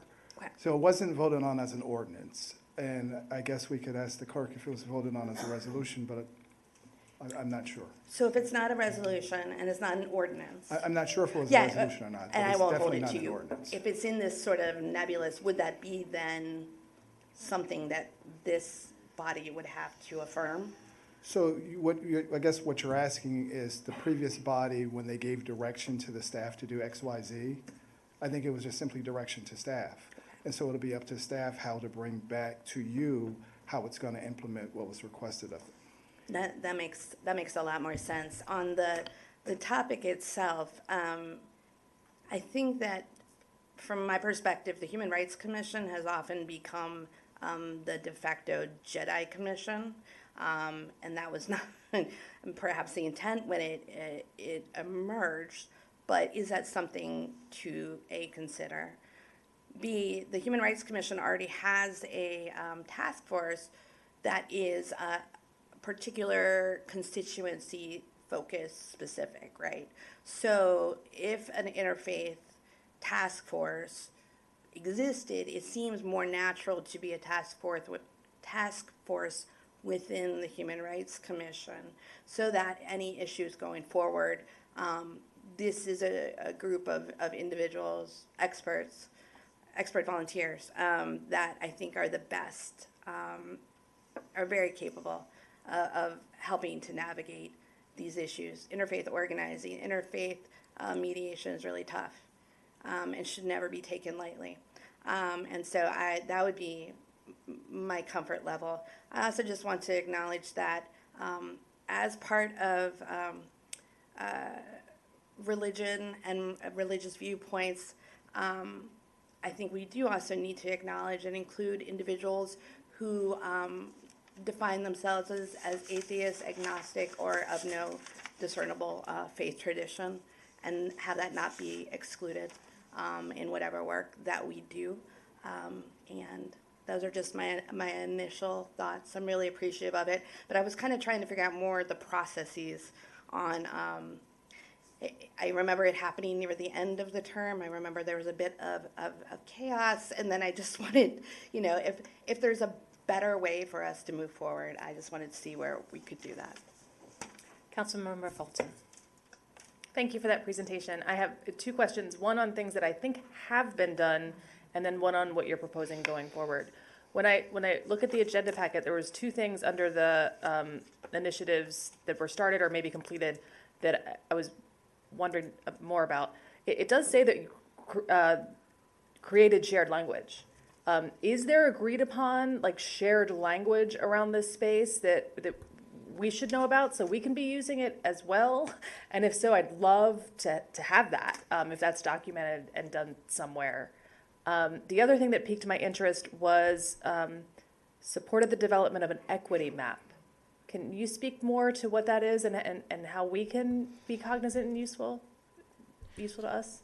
So there is, we as a part of when we first started this space, we developed equity champions, which are representative of every department in the city. So we set the framework, and we want to share that with the mayor and council of what that looks like. So it exists, and that'll be part of that Jedi 101 when we start that training. Also, all of us can be on the same base level. So normalizing, it talked about shared analysis and prioritization, or shared definition. So if you get a constituent in the city of Rockville that comes up to you all as elected officials or a staff person, well, what does diversity mean? Then we all have the same uniform definition of what that looks like. No, I think that's great. Yeah, so yes, it does. And then the second question was, what was the second question? Equity map? Yes, so we have some equity maps that staff have worked on that they're finalizing. Okay. So I don't want to put words in anybody's mouth, but we worked with some staff on some development of some equity maps. Okay. Would love to see when those are done. I looked like they may have been. In terms of what I think you're proposing moving forward, what I'm hearing is a recommendation to not have an interfaith task force and instead to have an equity task force. In order to evaluate that proposal, what do you envision by an equity task force? So I think that the mayor and council would have to define what success looks like for that task force. We included a couple of links in the staff report of other communities that have done equity task force. So I think that the body would have to determine what that looks like, how many people we would put on it, and then really determine success for the task force as a whole. So there are things that look at what certain communities do to do reparations, that from monetarily all the way down to just giving people the acknowledgement of who existed here before we start writing it down on paper. So I think that the mayor and council have to really decide what success would look like for that equity task force overall. I see Councilmember Shaw. Can I just pull the needle on what the thread on what you guys are saying? So in terms of the task force, we do have an HRC. So how do you see them interplaying with each other? I know that some commissions actually have subcommittees. And so do you see a task force or subcommittees? I want to make sure that we're not duplicating the work of a commission, but including them and leveraging their expertise. But also the committee structures have also allowed more volunteers to join and gives a lot more flexibility. I know we do have the Asian Pacific Task Force. We don't have any other subpopulations or other folks who might be in that matrix that you provided. So I would love to explore that further. Mm-hmm. I would love to hear their feedback. Yeah. because again, I don't want to disrespect a commission Yeah. either. Yeah. I want to honor what they're doing, look at, do we need to evolve that What that looks commission? like, yeah. Or do we do something separate? So I would love a little bit more detail and homework on what that could look like, and those, different kinds of models come back to the mayor and council of with interfaith, people with disabilities, looking at racial, socioeconomic. We have to think about all those things that are such an important part of our total Jedi lens and the strategy that we're trying to move forward when we thought about, creating this department, this group with Jedi. So I think that also, the other thing I was going to note is the next steps, and I appreciate you adding that into what we're going to be looking at is a strategic roadmap, right? Like, what does success look like for the organization? I know that we're doing normalizing, but we also have to look further out as what do we want to do internally and externally. Of course, we will evolve that. The mayor and council, working with previous staff, have done a matrix. Maybe we need to update that. Maybe there are things that you all, having a fresh look at it, want to change. But I do think that it's really important for us to begin with the end in mind. And obviously, this is a continuous journey, but we have to put some firm, here's what we're trying to achieve over a period of time, what resources are needed, what data is needed. There are a number of things, internal, external, that we have to do. What does that look like? So, and the budgeting process is coming up, so that's particularly important as well, right? What do you all need to be successful? So I would say for me, I want to get more detail on the different kinds of frameworks on task force separate, looking at HRC and evolving with subcommittees. Has there been a conversation with them at all on this, and what was their feedback? I think that we need that to be able to evolve this so we don't inadvertently duplicate. Yeah. So I have talked to the HRC leadership about it. I think that they are cognizant and they are willing, but they also, it's a capacity thing for them the same way. I think that there are 11 seats and we have 3 vacancies currently. But I think that they are more than willing to be a part of, and I think they would even, and my recommendation would be one of their commissioners to be one of the co-chairs. So then it's always represented there. But they are receptive to having this sort of task force. The last time I talked, could things have changed because they've gotten less people? Yes, but I think that's a conversation that could be had with them again. And both with the new task force and with a subcommittee structure, you can invite more people. Yes, and they have several volunteers. subcommittees. Pride is one of the ones that they are working on. The Human Rights City. Subcommittees could be explained or looked at from that perspective as well. Okay, and then in terms of the normalized section, I just wanted to make sure that the equity tool is continued to be evolved. I didn't see it specifically listed there. And then we have talked about this mayor and council, the previous mayor and council, about the DEI training or Jedi training for boards and commissions. I think we're hoping to really get started on that. They are an important part of making recommendations to mayor and council, planning events and activities for the city. So want to see if that is planned. That would have to be in conjunction with the city clerk's DCO's office because they are the ones that represent the volunteer coordinator. But it is something that the both of us have, or 3 of us have discussed. But your team will help provide or find a trainer. Yes, Okay. yeah.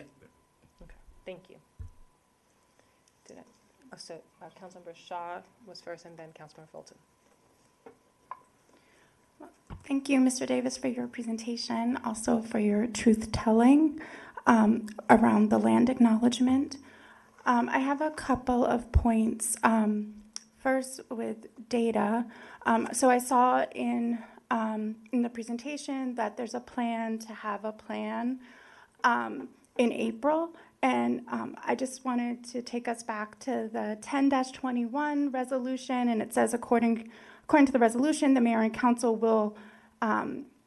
the mayor and council have committed to, quote, make changes to eliminate the disparities in the areas of health, economic enrichment, education, housing, and justice within the municipal code. And that is very specific. To help us do that, can your team pull data in these specific areas disaggregated by race and ethnicity from the U.S. Census Bureau 2022 American Community Survey for Rockville? just so we can get an overview Yeah, of where those gaps are? Yes, we'll look into that. Okay, and my other point was around the task force. I agree with staff that we do need a broader, specifically JEDI task force, and I do think it's important as a body that we also understand that we are also going through an internal process. And there are 4 things that I think we should do before revisiting the idea of creating a JEDI task force. And that's 1, going through our GARE training so we have a clear scope about what this work is about. 2, creating a shared understanding, which you talked about, on what JEDI is. We know from this past weekend when we were defining what equity is, we had very different perspectives. So we should be able to have a clear understanding of what a just, equitable, diverse, and inclusive Rockville is in order for us to create a task force under that. I would also say it would be helpful if we also, which we're going to do in March, develop our strategic goals so we are clear on where we're going to apply a JEDI lens. And then also it would be helpful to get some input from the community to know what the community needs are in regards to JEDI. And I think these 4 steps would be really helpful in best positioning us in creating a JEDI task force that supports the city's organizational JEDI journey as well as better meet the needs of the community. And then my third point, so as you shared with us, all of us need to do this work. And so I just wanted to affirm Madam Mayor's point around the plan. It would be very helpful for me in my role as a decision maker to have the plan so I can best support where we should allocate resources, as well as how I can support the City of Rockville's organizational journey, as well as working with senior staff and directing staff in order for us to operationalize this work. So thank you again. Thank you. Councilmember Fulton. Thank you. I had one question from earlier, but I'm actually glad because it builds on what my colleagues have said, or at least it's better framed. The last question I had was in relation to the interfaith calendar. I fully appreciate and agree with what others have said that we need a thoughtful, well-grounded, strategic long-term plan for how we're going to handle this together and collectively. At the same time, when we talked at the retreat, there was discussion of the analogy of you got to build the plane and fly it at the same time. So my question is, what are the stopgaps that we have in place in the interim so that we don't have any repeats of maybe some of the missteps in the past on scheduling or anything else? While we plan for the perfect, we still need to do the good in the interim. So what's the plan for that?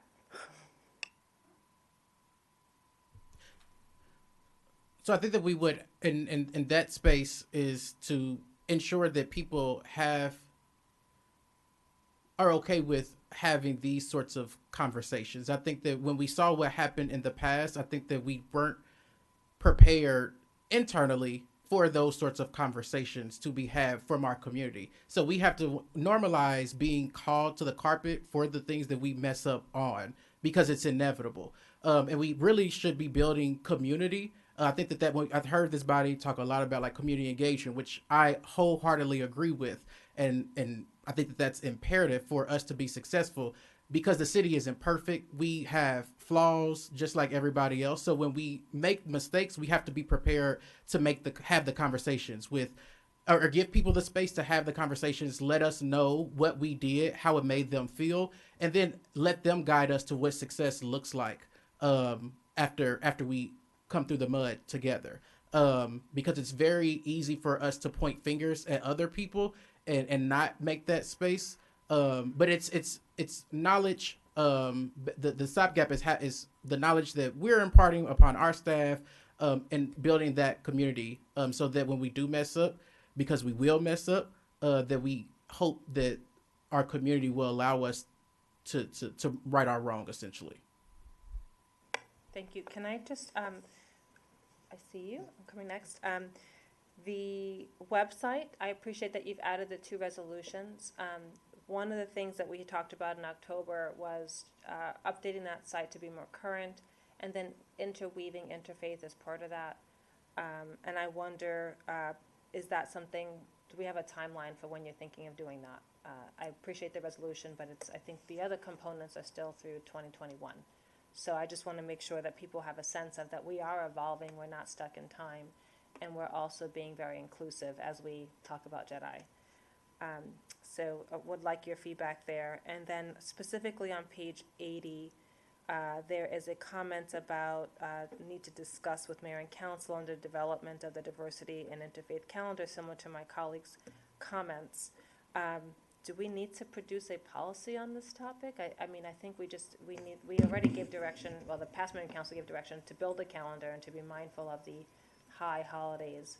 I know that there is separation of church and state. We're trying to be respectful of our community, and so we were going to just, as a matter of our practice, ensure that we were not, planning major things on very high holidays.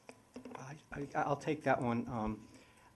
What we have to do is to take this big, long, 6-page list of, 16, page list of holidays and pare them down to which ones are really important to those the faiths, and which ones should be avoided for meetings, for example.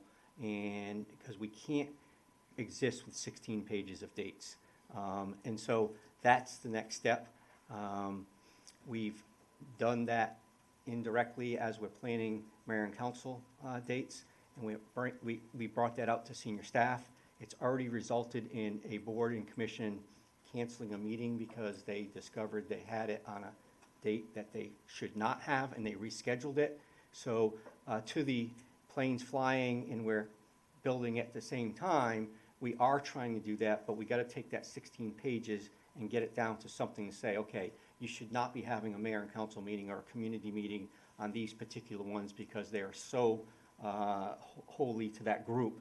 And the other ones, there's maybe the second level of guidance where if you have it on these, make sure you have at least 2 meetings so that people can have an option, or a third level maybe where it let individuals opt to take days off during them, but they're not as high as these. So we got to take that 16 pages down to something we can actually use and implement, and have people confident that when they implement that, they're going to be on the right side of at least where we're making the calls here. Thank you. Are you targeting April for that time frame as well, or when do you anticipate being done with that review? We owe you a date there, but in April, whatever's not done will be in that timeline. Thank you. I see Ms. Homer. Yeah, I think one of the other things we want to start considering is, as much as the dates are important, the converse is the reaction to the dates that are important. So if I practice a specific religion, or if I practice a specific ethnic holiday, for example,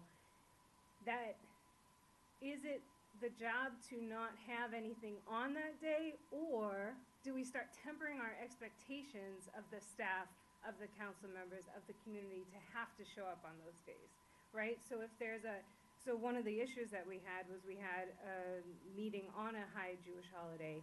Well, we shouldn't expect our Jewish employees to answer emails on that day and our Jewish council members to answer emails on that day. So maybe the other alternative we should start thinking about is looking at the expectations instead of looking at the dates for the individuals involved.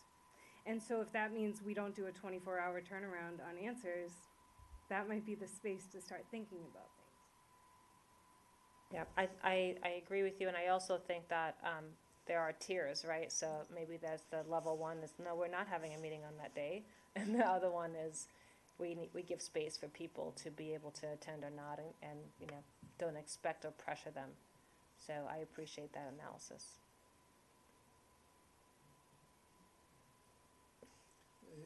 Thank you, Madam Mayor. That was actually you covered my main question. So that was great, but I did have one clarification that I was looking at my notes. When you were talking about the specific action items with regard to post the October 9th Mayor and Council meeting, in the process of completion with regard to the review of the Chapter 11 and making sure that we include issues of either interfaith, that's something that you're working on and going to get back to the Mayor and Council. You're not looking for the Mayor and Council to act. It's something you're looking and will get back to us with some code suggestions. Do I have that right? Yes, we're Okay. working. We'll work with legal because it'll have to go through the whole Completely understandable. Traffic and Mobility Commission. Like it has to be approved by the body.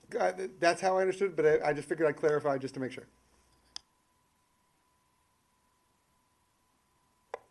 Dr. Miles.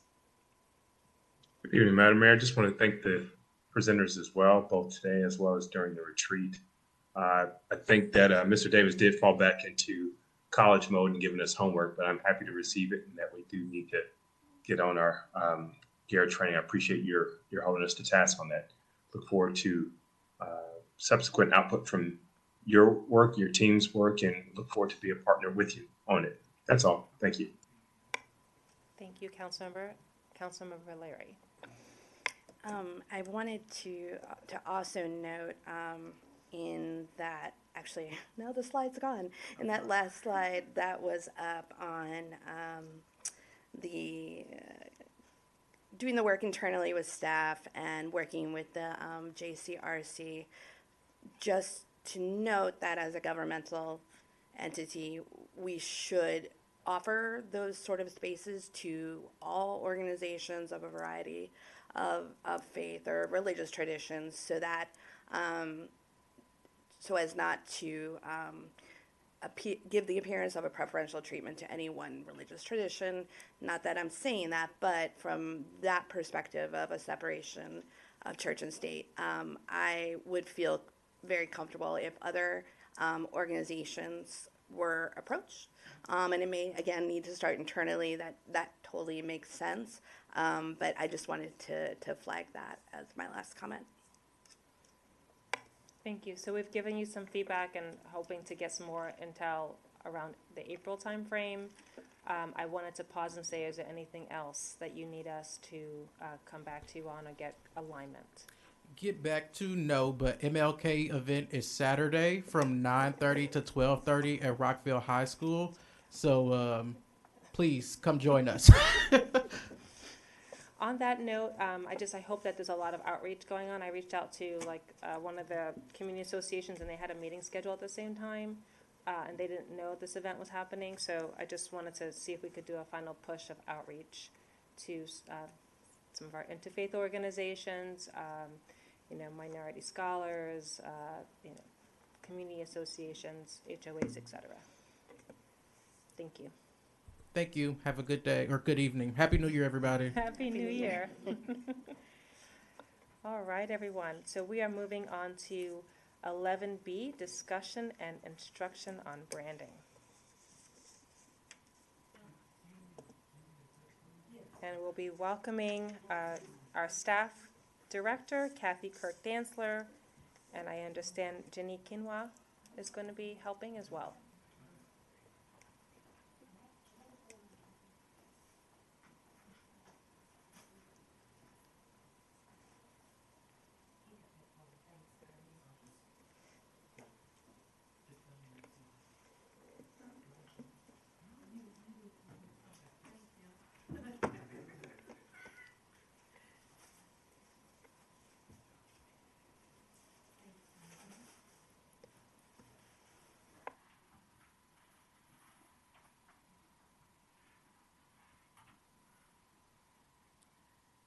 Good evening, Mayor and Council. So Good I'm evening. coming to you today, looking for, ready to have a discussion and looking for instruction on the citywide branding initiative. Back in September, the previous Mayor and Council recommended that we actually add additional work to the scope of our branding initiative. That additional scope included removing the cross from the city flag from any branding concept, redeveloping 2 of the original branding concepts, adding a branding workshop with a follow-up survey to participants, and creating an entirely new branding concept. That scope expansion, that additional scope would be at a cost at $58,400. There is another option that that staff would like for the mayor and council to consider. One of the original concepts had very favorable feedback from the previous mayor and council. However, because of the symbol that was in the logo, that particular option was not acceptable. So we asked Medium Giant if they could actually revisit or reimagine that particular concept.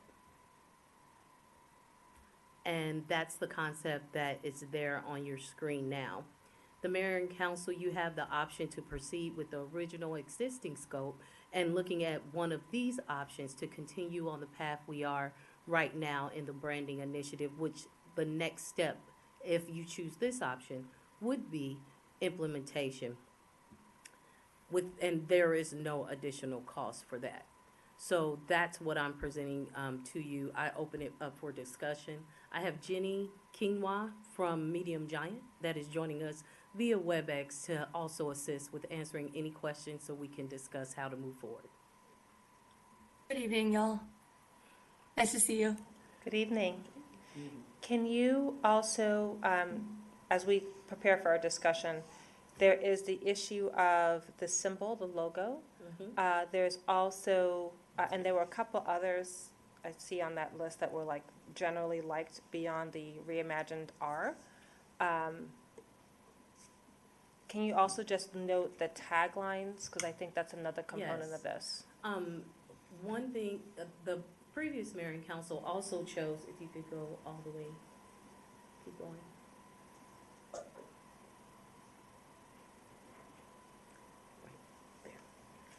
The previous mayor and council, we gave them other options for taglines. These were the 3 taglines that they wanted to have the additional work include. Rise together for the good and all together now. So that is included, those taglines, the elected body could pick one of those 3, but you, with option number 1, you are asking for a brand new option. We can include a new tagline with that if you so choose. If I may chime in there. So with the immersion and research done, the creative team felt that these were viable options, and with the feedback from mayor and council last time, we did do the scope, Kathy, without including additional tagline options. But I would have to go back to adjust scope for more verbiage, but with the necessitating of, if you were to necessitate, additional work, we still believe that these would be data-driven, community input, created options for tagline. Thank you. So for clarity, if we were to do any changes, the additional cost that was included does not yet include tagline. So that would be an additional cost on top of that. Okay. No, Medium Giant is saying that the 3 taglines that the previous mayor and council liked or preferred to move forward with are viable options. So taglines, upgrade or development of taglines were not included. Thank you. We're saying the same thing. Oh, okay. Yeah. Thank you. All right. So if we can go back to the logos, and I just wanted to just level set on what work was done on these so far.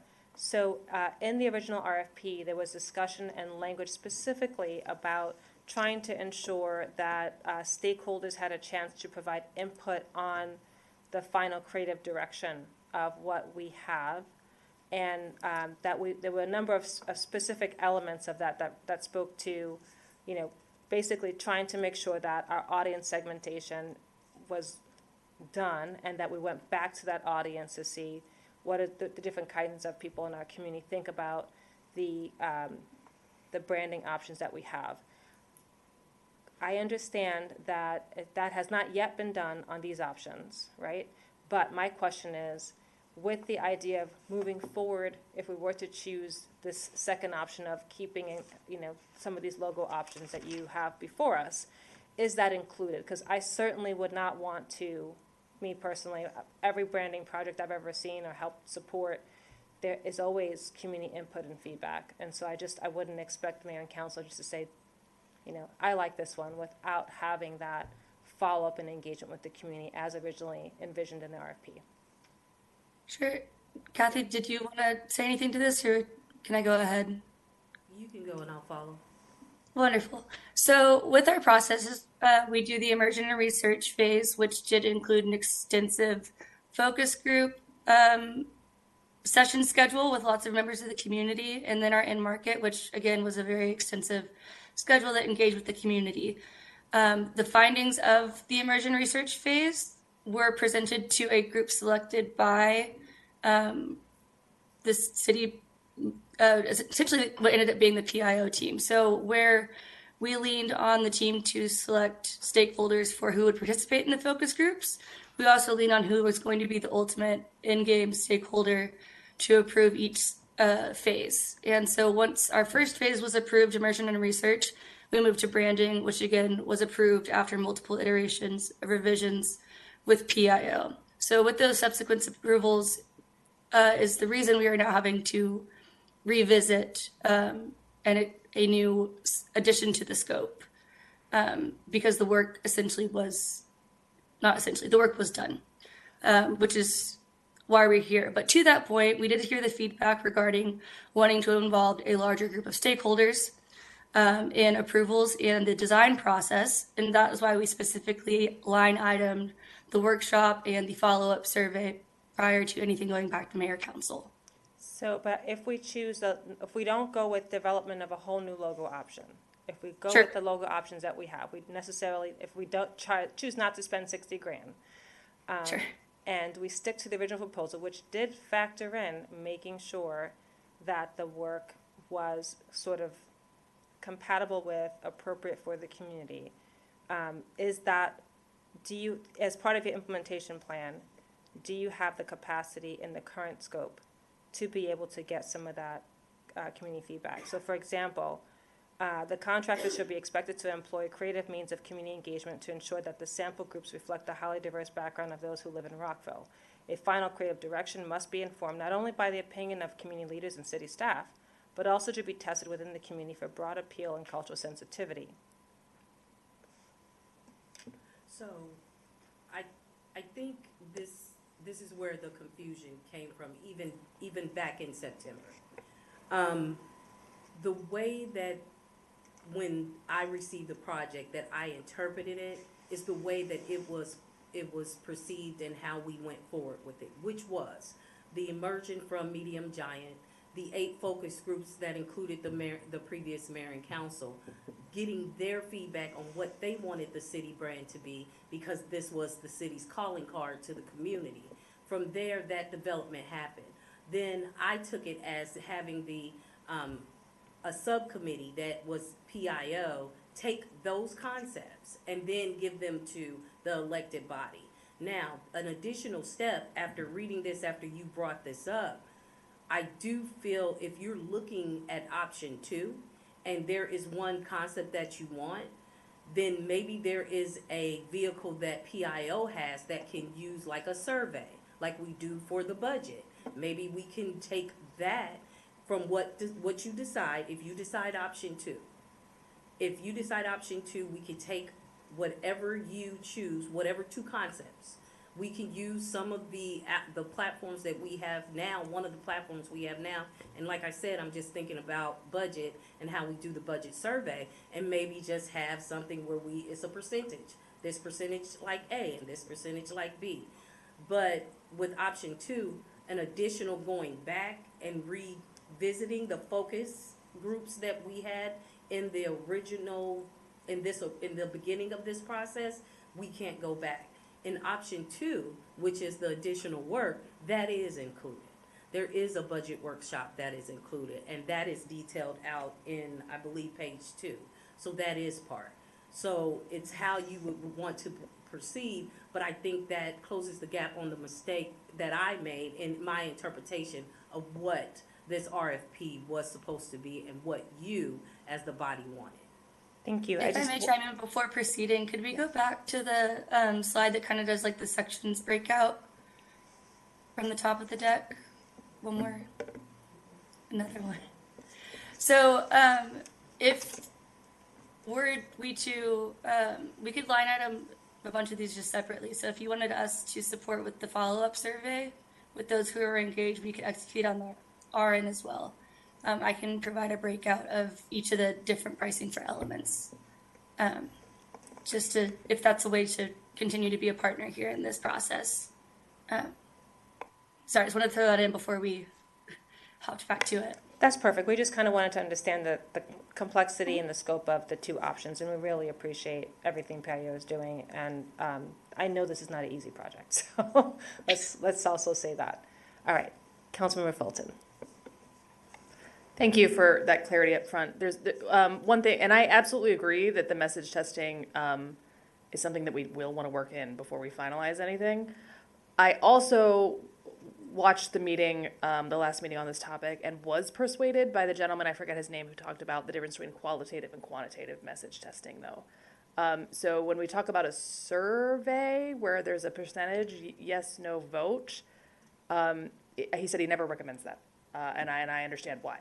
So that's why I think the focus groups, however we can make that happen, is a better way to do the message testing and feedback than survey.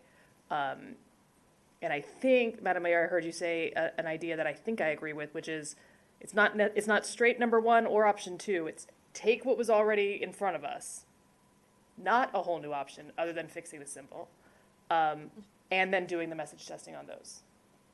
I think is what I would offer, a way we might be able to go forward. That's exactly what I was saying, or just trying to make sure we arrive as an option for us to talk about. So. All right, Councilmember Van Grack.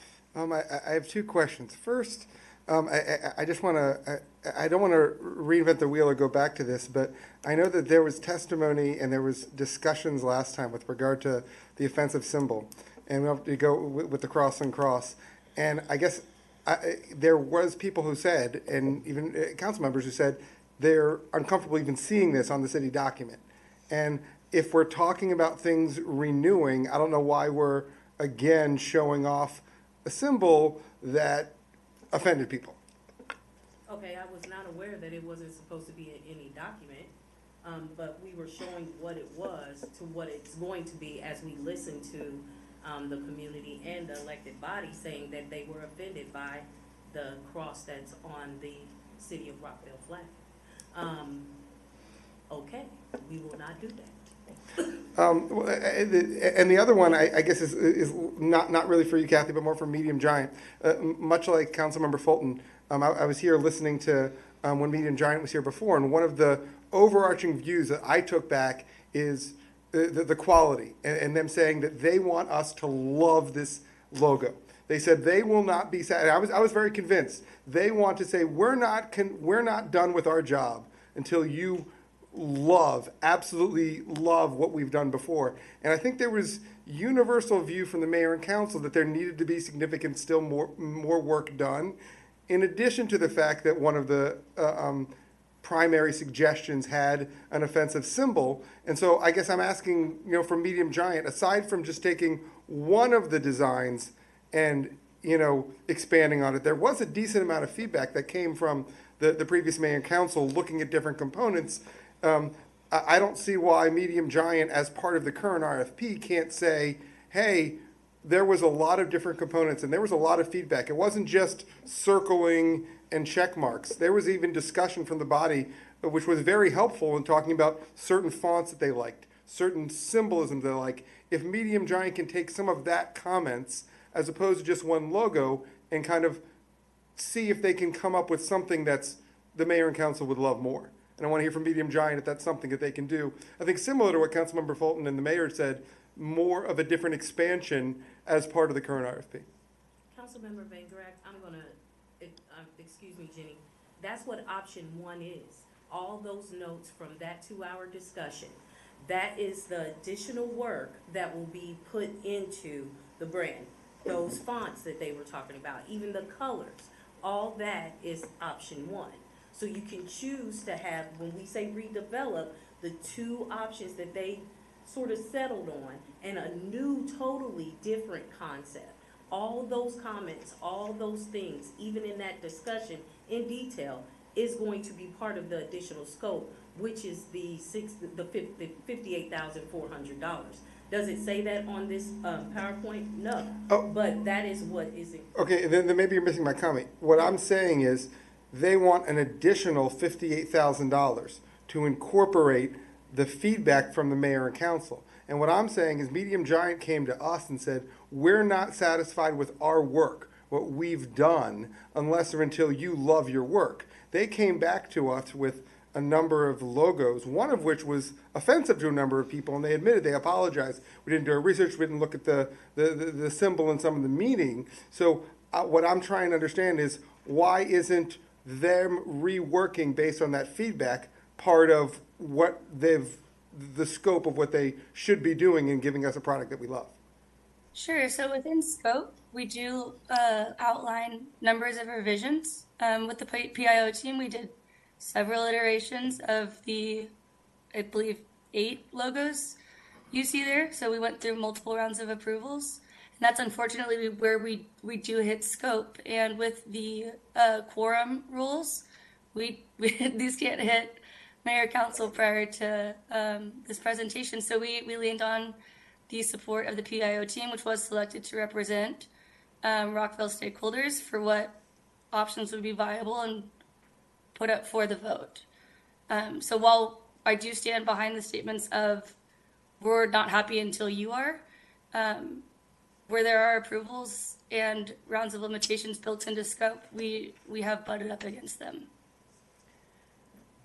Can I just also give some feedback on the reimagined R? I think the 2 top ones, I don't favor those going forward for testing.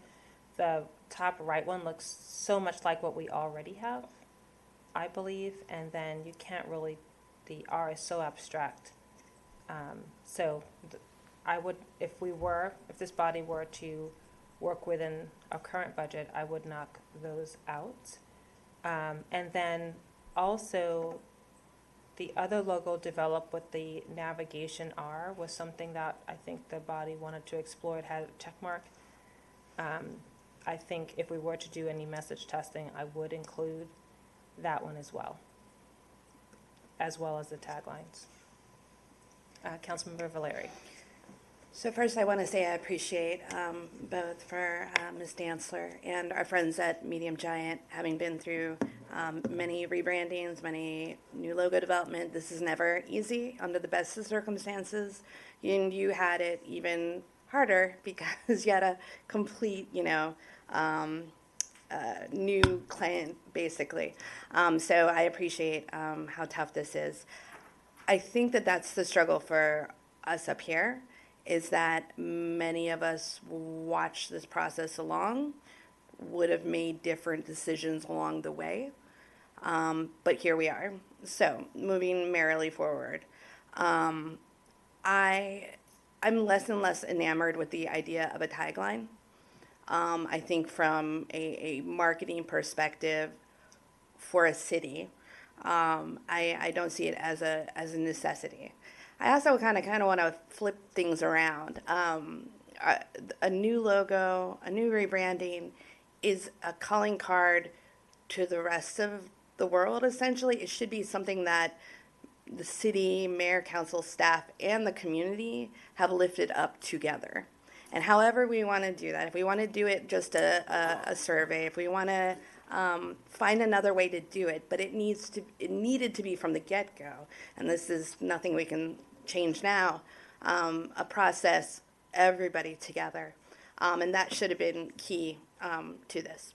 Having said that, those are going to be my 2 things. I actually thought that the one logo tagline with which there is many discussions was not actually the strongest design. either. So maybe that's something that we can take a look at. If you could go to the next slide, the option 2, option 1, and then the next one. So I think that that actually might, we may be able to do this within the existing scope. Having said that, we do need to find a way to, the stakeholders should have been chosen not by necessarily by, it should have been random. It should have been a random sampling of constituents and other individuals. I'm very uncomfortable not moving forward with that and not having that touch point along the way of kind of checking in with the community. What do you think of this? Because I can tell you on the flip side, before I got elected, a lot of people had a lot of thoughts, and that's how it's always going to go, right? But we maybe could have headed some things off the path. So I'm going to say option 2. I'm going to say take off the very bottom. I just didn't even think that was the strongest typeface. It just was not interesting at all to me. But again, a million cooks in the kitchen. We're all going to have different ideas. I'll put that out there. I do want to end with the fact, and I am completely appreciative of my colleagues and many others who find the concept of a cross offensive. However, as a Christian, I do not, and I think that we have to find our language carefully, because in and of itself, a symbol of my own faith tradition is no more offensive than a symbol of the Jewish faith tradition. So I think in order to move forward in a spirit of good faith, I would refrain from calling it a cross on here. It is part of both the Maryland flag and the City of Rockville flag. It makes me very uncomfortable to have part of my own faith tradition deemed as offensive. So, having said that, I think if we can move forward that way without any additional monies needed, I think that would be even better. As you close, did you have any of the ones listed, if you were to have it tested, which ones? Of the taglines or of the... Of these, and then the other, if you look at the previous feedback slide, there were the logos. I can come back to you. Yeah, you can come back to me. Councilmember I have to Jackson think through and then that. Councilmember Shaw. Thank you, Mayor. Listening to this, I'm fine with option 1 if that's what the body wants, but it seems like we are probably leaning towards option 2. So I would just say this. I agree with you that we should strike the first line, the logos, and go with this second line, the heart and the Rockville. I would quibble with one thing, though, and I know I'm revisiting this, which we've already gone through many revisions. I don't actually see a navigator symbol. If you look No, at... no. What I see is a target. Oh, interesting. So I'm just saying that's my perspective. So, you might see a navigator symbol, I see a target. So that's it. And the other thing, though, I would like to respond to my colleague who was talking about the cross. And I know that we have various opinions on the cross and on the flag, but just because something was used long ago in history with a flag for the state or the city should not negate the pain that it causes some people to see that symbol. And so as we are trying to do Jedi, we should also look at everything that can be offensive or cause pain to people for how it was used in the past. Thank you. I will say for the record, I agree with both of your comments, but I also think there's space to, as we're talking about being inclusive, not to call someone else's symbols offensive. And I know that's not intentional. But I also think as we move forward as a city, we need to be more inclusive of the broad faiths, the broad ethnicities. I mean, there's a lot of things that we do better than we have 100 years ago, and we can still do better the next 100 years. So I just wanted to lay the groundwork on that and say, you're both right, let's support each other and just, try to come to a positive solution. Just to be clear, for Councilmember Valeri, it's not, at least to me, simply the fact that this is a cross.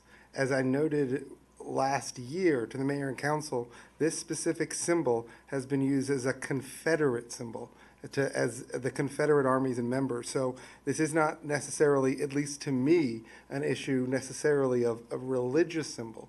And so that's where I'm coming from, to the extent that I have referred to this symbol as a offensive symbol. And so to the extent that you interpreted me trying to say that any religious belief on your part was offensive, that was not at least my intention.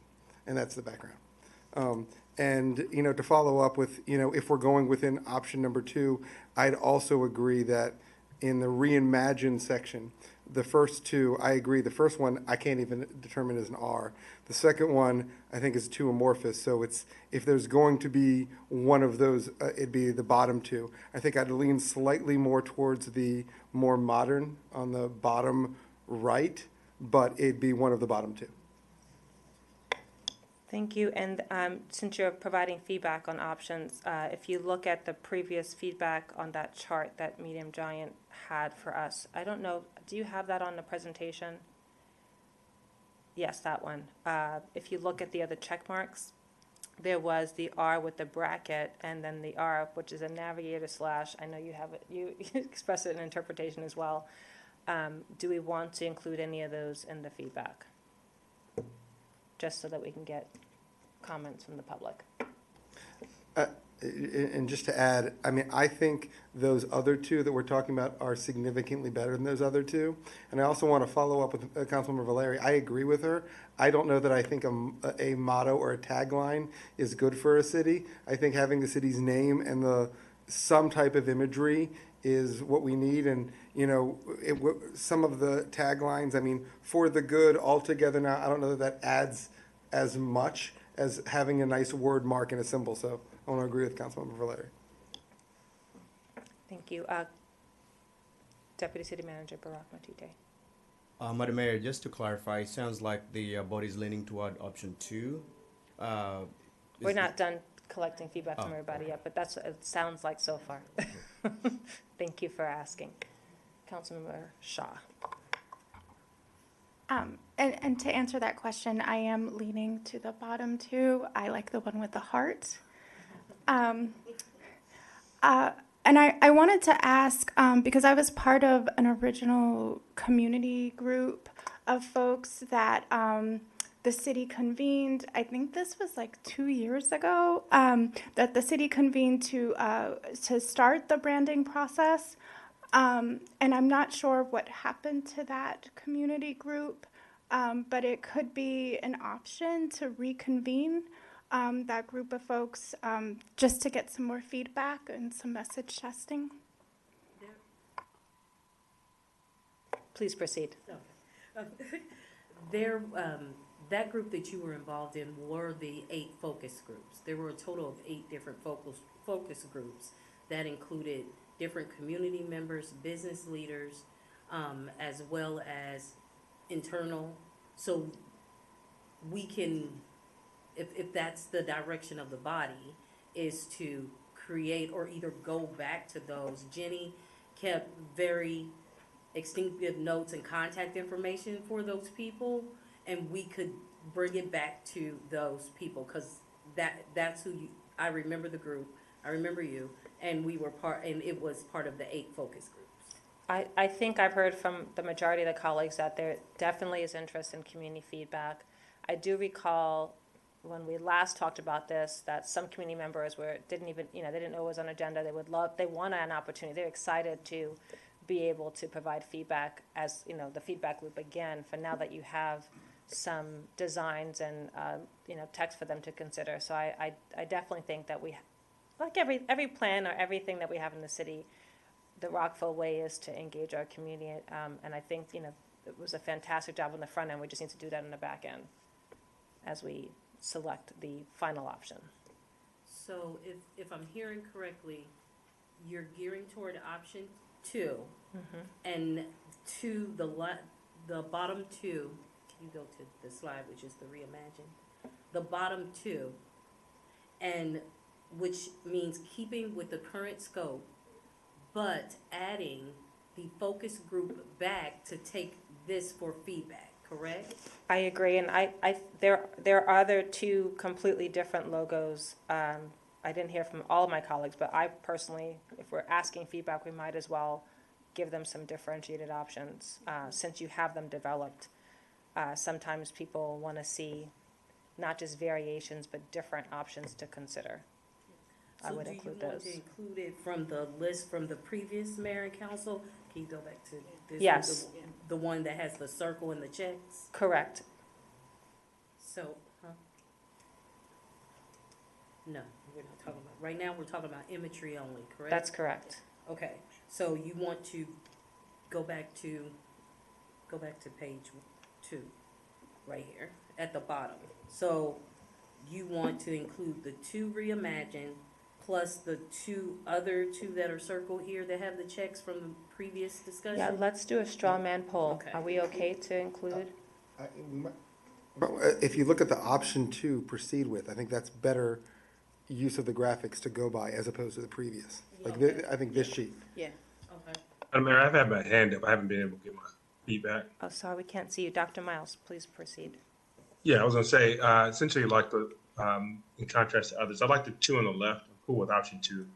I think the one on the top left looks like an arrow to me. I'm cool with that, but I am kind of partial. I'm a Philly fan for whatever reason, so the one with the heart in it looks cool. I am also okay with the tagline. And comments with regard to the cross and stuff. Again, a lot of that's I don't put that on the presenter. If we want to change the flag, then that's up to us. There's state capitals that are doing it. I think Minnesota most recently. So that's a discussion we can have amongst ourselves. But I appreciate the vendor for coming and bringing the work, and look forward to moving forward. That's all. Thank you. Councilmember Fulton, Councilmember Valeri.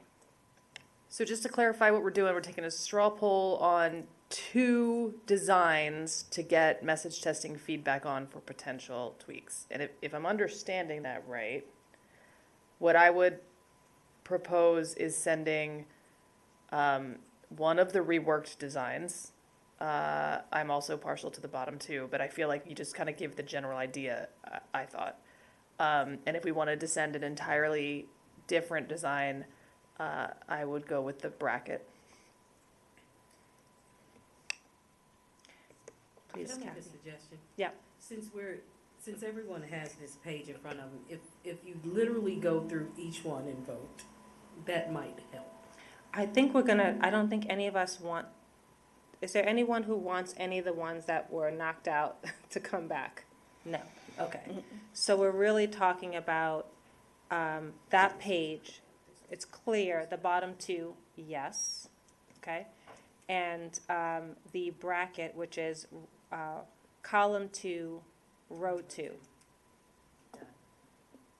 And that was it. And then the other one, we haven't gotten consensus on. Some like it, some don't. I don't necessarily like this show of it. I like the one that is on the other page. This one. The one that looked like a target. It had the. Is this a navigator? The target. Well, no targets. No, I mean, the place to be. The only thing I'd note about that, Right, I mean, the place to be. the other logos that we're talking about incorporate the blue and the red of Rockville. That's true. Gaithersburg has a green color. Yep. If they took that design and made it a blue or a red, you are now taking in the Rockville colors. And I don't know if that's one of the reasons we're leaning away from the navigation design. It's the place to be design. Looks like the Boston Bruins to me. It does kind of look like a Boston Bruins. I also think it doesn't even look like a Compass Rose. At least not once you get it smaller, but I have really bad eyesight, so, you know, there was intention in that because they had the 8 pillars. It was really beautiful. How Yeah, and when I was looking up some of the history of like our seal and the flag, and I was doing all the research around it, you know, one of the things I found fascinating was the waviness of the blue was actually an allusion to Rock Creek Park, or to Rock Creek. And so I think that's why I do like some of the blue heavy ones. so I would be intrigued in that one if it was blue, but just for my very delayed feedback, I think I like probably the bottom two of the revised logo the best. I do stay away from the heart, but that's just me. And the bracket one is actually really cool if you see it as also a tie-in to tech in particular, because it is, the bracket is used extensively in coding. So that would be kind of a cool tie-in if we wanted to find that hook with biotech. And I think the explanation that they gave is that there was a lot of interchangeability, that you could play around with that design element. I don't, maybe they want to say anything about the place to be logo option. But I agree that the color is off. I would not want to change our color. So just to make sure I'm getting this right, because I'm gonna get this right. I am, the brackets, the bottom two of the reimagined. I am taking that and creating and getting community feedback with the focus groups on on their opinions of these three, correct? Can I ask everyone, do you want to knock out the R, circle R? Yes. You want to knock it out? You want to knock it out? You want to knock it out? You want to knock it out? Okay. All right. That's the three. And that's just on the logo. We haven't talked about taglines. Right. So. Okay. So we're clear on. I am clear. On logos. The three options, I will work with Jenny and we will talk about creating those focus groups so that we can get feedback on that. And then after we do that, we'll come back to you. Now we could go to taglines. Thank you. I do like taglines. So I'm just going to say that if we are convening people, we might as well get their feedback. But that's my opinion. I know where you stand on taglines, Councilmember Fulton. Since we have the people gathering, do you want feedback on it or not? Yes, if they're gathering and we have these three, we might as well collect feedback on these three. Okay, I'm going to go to Dr. Miles. Yes. I don't like taglines, but we can keep them in and gather feedback. Okay. I like taglines, and I don't like these. Councilmember Van Graag. I was going to say, I'm with Councilmember Valera. I generally don't like it, but again, if we're having feedback, one of the feedbacks we can ask them, do you think this design is better with a tagline or without? Or among these, do you like any of these? So that can be part of the community feedback. And so we're not just using our judgment, we're listening to people. And I'll work with, just like Medium Giant, and Jenny, I know you're here, so if you want to step in, but just like they did with the focus group, they developed questions that even Councilmember Van Graag, like what you said, in order to get the response that was significant and valuable. When it comes to the taglines, these were the three that the previous mayor and council had said were okay with. But there was one that particularly staff was very, very behind, and it was everyone in all we do. And with the conversations that we've been having, if anything is a good tagline. It's so long. But it is so I think it was a little unclear to do right now. Yeah. I'm gonna stop before my boss. It was just a little unclear. But I just really feel strongly about that, only because we just had a conversation about justice, equity, diversity, and inclusion, and how we're trying to figure out and map out how we include and everybody feels so inclusive. Yeah, so in branding, there are taglines, there are also key messages. It seems like that's part of a key message because it's so long. I know, I appreciate it. You look at taglines, it's not that big. You have so many characters that you can't even read it. So I know, I appreciate the sentiment, and perhaps we can leverage that messaging. But I think we gave feedback. Yeah. So, to clarify, Yep. I'm taking these three options that you gave me, which are the bottom two in the brackets, along with the three taglines, and I am going with the focus groups and asking for feedback on that. Once I get that and we collect it, then you'll see me. Thank you. Is And there a if they is have, there a turnaround? if they, Time? What about- let's say, we're not gonna, I prefer that you all come back and give us a realistic timeline. So This, I will give this you year? So I Councilman just want to Van add one thing, because I know that two of them are very similar to each other. And I want to make sure that when we're getting feedback, we're not just having a straight up line vote. Kind of like, when you talk about, we don't want two of them to split the vote. I know we're talking about kind of ranked choice voting here. But since two of them are too similar, I don't want, whatever feedback we're getting, I don't want to lose what is really the universally best liked just because two of them are similar.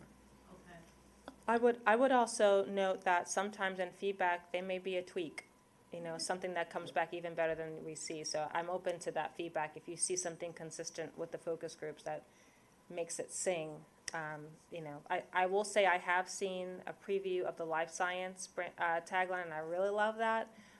I'm kind of loving one of these, so I'm holding back my feedback specifically, but there's one, I've seen that life science one, I'm really excited about it. I want to be really excited when these come back, so. Go ahead. Sorry, I just want to I made the point, but I feel like I need to make it again. I was really persuaded by the comment in the last meeting that we should not be doing, I vote this, I vote that in the feedback.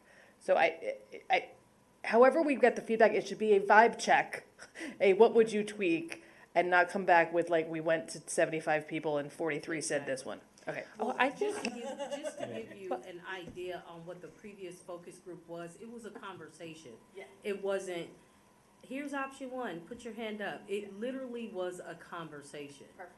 So that's how, sorry, Jenny, that is how they will approach it.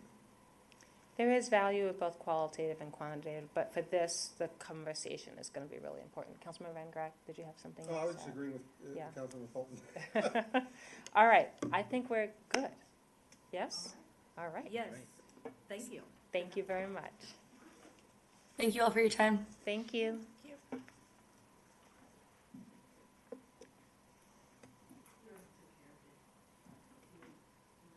Thank you, everyone. All right, so now we're moving on to agenda item 12A, authorization to file zoning text amendment establishing a process to amend neighborhood conservation districts.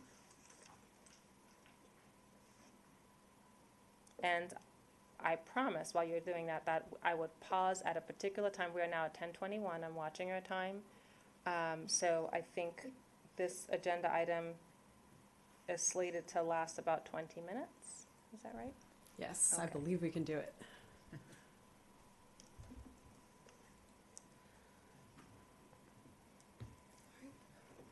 Should I get started? All right, good Yes, please. Welcome. Thank you so much for coming to be a part of this session. I will just tell my colleagues as well, I know we're all sitting here. Please feel free to stand up if you need to move around, but please proceed on this agenda item, and thank you so much for presenting to us. Sorry we're late. No worries at all.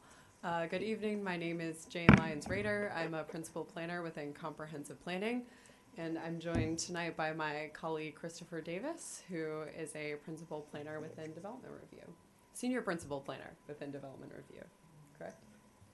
Actually, senior planner. Senior planner. Thank you.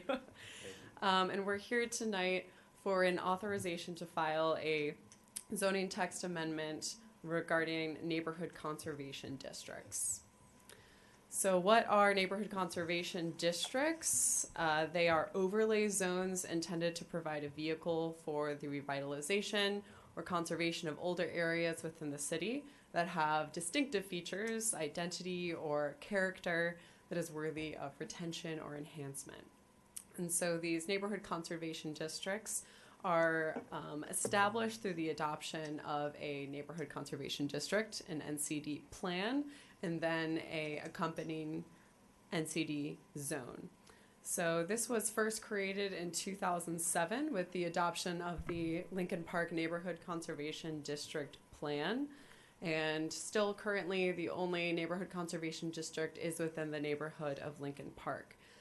There is no procedure for amending an adopted neighborhood conservation district plan, which is why we are here this evening. So this zoning text amendment would create a process for amending an adopted neighborhood conservation district plan. This process would follow the procedures for preparing and adopting a master plan as laid out in state code.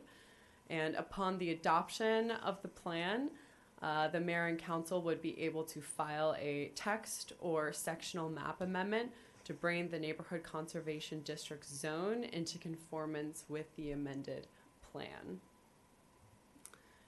Why do we need this? Why do we need to be able to amend neighborhood conservation district plans? Because the Rockville 2040 comprehensive plan makes several recommendations regarding the Lincoln Park neighborhood conservation district, its boundary, and generally wanting to review its standards and see if they're aligned with what the neighborhood would currently like to see. So I will hand it over to Chris to talk a little bit more about the Lincoln Park Design Guidelines project that we've been working on and why amending the existing Lincoln Park NCD plan is the best vehicle to implement that project. Thank you, Jane. So as Jane indicated, this process was really originated with the adoption of the 2040 comprehensive plan. Once that was adopted, staff began working on this Lincoln Park Design Guidelines project, working hand in hand with the community. We started working on a design guidelines document that will apply to new single-unit detached residential dwellings as well as additions. During this process, staff has determined that the best way to move forward with the new design guidelines is to amend the existing Lincoln Park Neighborhood Conservation District. Once this current ZTA is approved, the Lincoln Park Design Guidelines and updated Neighborhood Conservation District Plan will be able to be introduced to the mayor and council at a later date. So this evening, we are seeking for the mayor and council to authorize the filing of this zoning text amendment. Happy to answer any questions that you might have. I'm going to go first, and then I'll go to my colleagues. Thank you. So I sent a couple of questions over, and I appreciate you. Thank you, Chris and Jane Lyons-Rader, for presenting this evening. As we do this, the design guidelines will come back separately. This is just an opportunity for us to have a process. When the design guidelines come back, there are a couple things I enumerated. Love to see, the number of people engaged, the kind of community outreach that's happening, and ensuring that this does, in fact, represent the majority. There are a couple other design guideline projects that have happened in the city, and I just want to make sure that we don't have repeats on some issues. Some of them went really well and some didn't. So that was the thought of which I wanted to just ensure that we are doing, when the design guidelines come back, that we are doing extensive community outreach and making sure there is neighborhood buy-in. Absolutely. I'm very proud of the outreach that we've done to the Lincoln Park neighborhood. We've been able to build a lot of relationships within the community. Some of those folks are even here tonight with us. And we've been able to have multiple community meetings. We have an advisory committee made up of community leaders. And so there's always more that can be done, but I think our team has been pretty satisfied with the outreach that we've been able to do, although this hasn't been the end, and there will certainly be more as the process continues. Thank you. And then in engaging with members of Lincoln Park, there's always a discussion of, beyond the design guidelines, is code enforcement happening? Because there are some issues that people have pointed out over the years, and I have seen our code enforcement team really trying, especially last year. So I just wanted to note that as we're, being proactive on that side to make sure that some of the areas of concern the community has pointed out are addressed. Yes, back in May 2023, so earlier last spring, as a part of the Lincoln Park Design Guidelines project, we sent a letter to every property owner and resident within the neighborhood talking about the design guidelines, letting folks know that there was an opportunity to comment on the first draft. And in that letter, we also included responses to common community questions and common community concerns that we had heard from, of which code enforcement was certainly one of the top ones. So hopefully that distribution of information about how to get in contact with code enforcement and code enforcement as well, we have been speaking with directly. So we've been trying to, through this project, incorporate the addressing of other community concerns. Thank you, and I really enjoyed being a part of the walking tour that we did as part of that. I think that is a good thing to continue. Yes. Thank you for the work. Councilmember Fulton. Thank you. I'm just learning about all that engagement on door-to-door and distributing stuff. That's wonderful. Thanks for doing that. But setting aside the design guidelines, I sent some questions earlier today, and I'm still trying to help, trying to understand them. On the conservation district itself, the code says that you need to have 40% of residents agree to initiate creation of one, and 85% of residents agree in writing on the final standards in that conservation district, which to me means that's a really high level of documented and proven community buy-in. If we enact a ZTA that says per the master planning process, are we diluting the level of community buy-in that the code says you need to have one? I worry about that. So help me understand, if you need 85% of the community to establish one, what percent of the community buy-in do you need to change one? So my understanding, and I was not with the city of Rockville back in 2007, but talking with folks who were, my understanding is that the creation of the Lincoln Park Neighborhood Conservation District was not without controversy, and the Planning Commission at the time wanted to create a very, very high bar to ever create another neighborhood conservation district. And I think it's notable that when the East Rockville neighborhood wanted to create design guidelines that have certain similarities to a neighborhood conservation district, they decided to go the design guidelines route rather than a neighborhood conservation district. And also within the establishment of a neighborhood conservation district plan, the adoption can be accomplished through two procedures. One is through the local initiative that you referenced, but the other one is through the master plan that is set forth by the mayor and council. So that would still be within the spirit of the law as currently written. I appreciate that. One other question to help me understand. In the Venn diagram that is a conservation district and design guidelines, where's the difference? That's a great question. So the difference is that conservation districts can touch on more aspects than just a single unit detached home. So for example, within Lincoln Park, really the only one that isn't concerned with a single unit detached home are standards for streets, such as not building any new streets and not having pipe stem streets. So that is an aspect that that would likely stay within the Lincoln Park Neighborhood Conservation District because it's not a part of residential design standards. But theoretically, that can touch on much more than the scope of the design guidelines. That's really helpful. Thank you. Last question. In the Venn diagram that is the conservation district and the neighborhood design guidelines and the planning area, is it all the same or is one covering more than the other? With the scope of our current project with the Lincoln Park Neighborhood Conservation District, it is covering less than a neighborhood conservation plan would because it is singularly focused on single unit detached homes. Thank you. Appreciate it.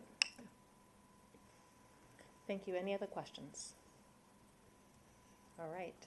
So, I had a question. Oh, Dr. Miles, thank you. Thank you, Madam Mayor. Thank you all for this presentation. One question was answered previously by staff, and I appreciate that. The other just occurred to me in mentioning the outreach that you've done with the community. I certainly applaud your and the city's outreach to the community and your satisfaction with it. Is there a way to gauge whether the community itself is satisfied with outreach and the overall proposal this far? So we continue to speak with the community. We have a advisory committee meeting coming up later this month where we intend to check in with the community, let them know about where the process stands, this whole process of having the Neighborhood Conservation District CTA and the design guidelines is confusing to us at times, and I'm sure is confusing to community members as well. So we want to talk that through with them. We continued to have public meetings on the second draft, and we received overwhelmingly positive feedback. Of course, that is from a small representative pool of the community. It's not everyone who is there, who lives in the community, but of the folks who have been turning up to those public input opportunities, we have received very positive feedback, not just about what is in the design guidelines themselves, but the way that we've gone about receiving feedback on the design guidelines. So that's been our experience.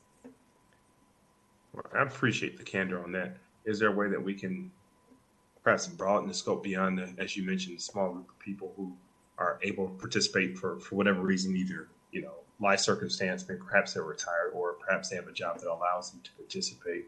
But just want to make sure that we're getting as many voices at the table, recognizing the constraints that do exist. Yes, I mean, we've had online ways for folks to provide comments. We have been working closely with the Lincoln Park Civic Association. We have been working with the Public Information Office and working to create methods with the community center for folks to be able to provide feedback if they're not internet savvy and want to provide feedback via a form. That hasn't been very widely used, but we've created methods for people to provide feedback in a multitude of different ways, but unfortunately we cannot make anyone provide feedback who doesn't want to, if only we could. Chris, if you have anything to add. I have an idea or a question about that, idea and question. Please. Is it possible to, bless you, is it possible to send out another letter now that you have a revised draft with a summary, and then maybe have a link to the page where people can provide more feedback, as well as I know that you have had in the past a printed copy of the design guidelines at the community center, maybe just making sure there's more printed copies and maybe a poster board or a yard sign that cues people that this is a big project going on. I only say that because they are major, there are some shoulds, but there's some musts, I imagine, that are going to be in there, and I just want to make sure that people have an opportunity to provide input, that everyone is so busy in their lives, especially around the holidays, and want to make sure that they don't, after the fact say, oh my gosh, this is so important and I would have provided feedback later. Just another notification opportunity. So we had the most recent community meeting on the second draft on December 6th, and we sent out the most recent postcard to every residency in the community in November. So that was the most recent one. We do plan to send out another mailer to all property owners and residents once this is being introduced to the Planning Commission. And there's a public hearing to let folks know that they can provide feedback at that point as well, because there will still be opportunities for both the Planning Commission and the Mayor and Council as bodies to make amendments to the plan. Thank you. And is that in both English and Spanish? The postcard provided information on how to receive information in Spanish, but itself was not entirely translated into Spanish. Thank you. Dr. Miles, did you have any other comments on that? My colleague? Not at the moment. Thank you. Okay. Anything else from staff? I know that you want us to move to authorize, is that right? Yes, please. Okay. All right, so we have heard from staff. There's a request for a motion that we authorize staff to file a zoning text amendment establishing a process to amend the neighborhood conservation districts, and that would then trigger this going to the Planning Commission. Is that right? Yes, correct. Thank you. Dr. Miles? Thank you, Madam Mayor. I just had a quick question on process. I can either ask it now or during this discussion portion if a motion is made. My question is, Please proceed. go ahead. Please proceed. Okay, I was gonna say, if this does go ahead, so I presume, will there be a public hearing session as, you know, this planning commission and then several iterations before anything gets finalized? Is that the appropriate understanding? Yes, there would be a public hearing at the Planning Commission and the public hearing at before this body as well, is my understanding. Thank you. Just want to make sure there's even more opportunities for folks to have their input heard. Thank you. Thank you. And to clarify, changing this process or amending the process is not necessarily approving the design guidelines yet. That will come back as a separate process. Correct. So there will be a public hearing, 2 public hearings, one at the Planning Commission and one before the Mayor and Council on this Neighborhood Conservation District CTA, as well as then public hearings on the actual Lincoln Park design guidelines themselves. I should say the updated Lincoln Park Neighborhood Conservation District Plan and Design Guidelines.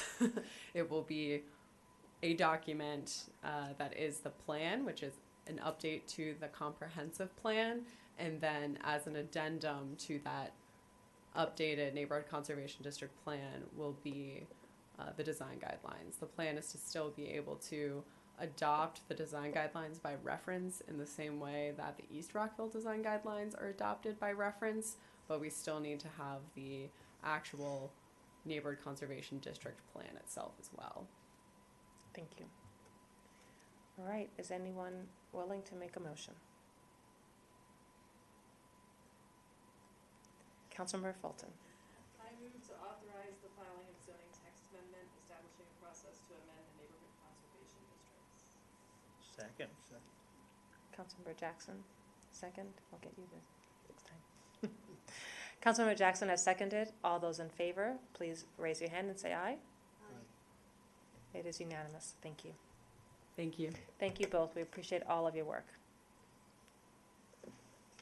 Thank you. All right, we're moving to agenda item 13, which is mock agendas. There is a mock agenda on our agenda packet, and I will start with one request that we update the page that says if you need any assistance. I believe we're hoping to, in the future on all agendas, cue that if anyone needs language assistance, that they can also reach out to the city for help. Can that be updated?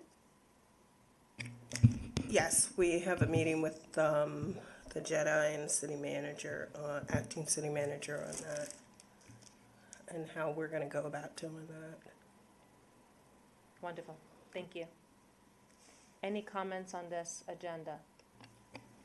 Yes, also, I'm sorry you don't have showing the citation for the closed session at 6 on that same day, so that will be added. Thank you. And we will also have boards and commissions appointments and reappointments. Correct. Thank you. No, you took it. Okay. All right. The only observation I'll make on this one is agenda item 8, that we have 7:35 to 8:55, and we have some big meaty items here. BRT, the Environment Commission Annual Report, and Vision Zero. I envision Vision Zero taking at least an hour, so I just wanted to alert our team to that and make sure that we have time. And then if the presentations can be to the 20-minute mark, that would be helpful so that we can have extensive discussion. I've already approved the Environment Commission annual report. It is sufficient that it could be done in 20 minutes. Perfect. Thank you. I think adding the extra time though makes sense, because do we know how long the MC dot presentation is going to be? And again, with the ability to ask questions, I suspect that that will go longer than. Yeah, I'm getting the signal that he has complied with my request to keep the presentation to 20 minutes from MCDOT. Might be a lot of questions. We never know. I like being realistic about those. No shade intended on anyone in that regard. It's just. Can we add just another 10 minutes at least? Okay. All right. Old new business. Councilman Valeri. I was like, are we doing old new business in the mock agenda? Because that's kind of where my cursor ended. So I sent an email kind of later this afternoon about wanting to put forward, actually, and now I just saw responses to it, so I apologize. Putting forward 3 items under the umbrella of pedestrian safety. I know that there are various components, but I'd like to get everybody's sense. The first one was around on the issue of reducing speed uniformly on Beers Mill Road, and looking at getting an update from staff on the efforts so far, and the creation of a timeline containing tactics and strategies to achieve implementation by SHA. The second one being the creation of a proclamation as part of World Day of Remembrance for individuals killed on roadways in Rockville. But then 3, directing staff to assess the feasibility of a monthly collision data aggregation that would be shared with Mayor Council, but also importantly with the public, to utilize, it would be basically synthesizing the data in a way that is accessible and can be used for decision-making down the road. For instance, I know that we had at, was it last Mayor Council meeting? Apologize, it's getting late.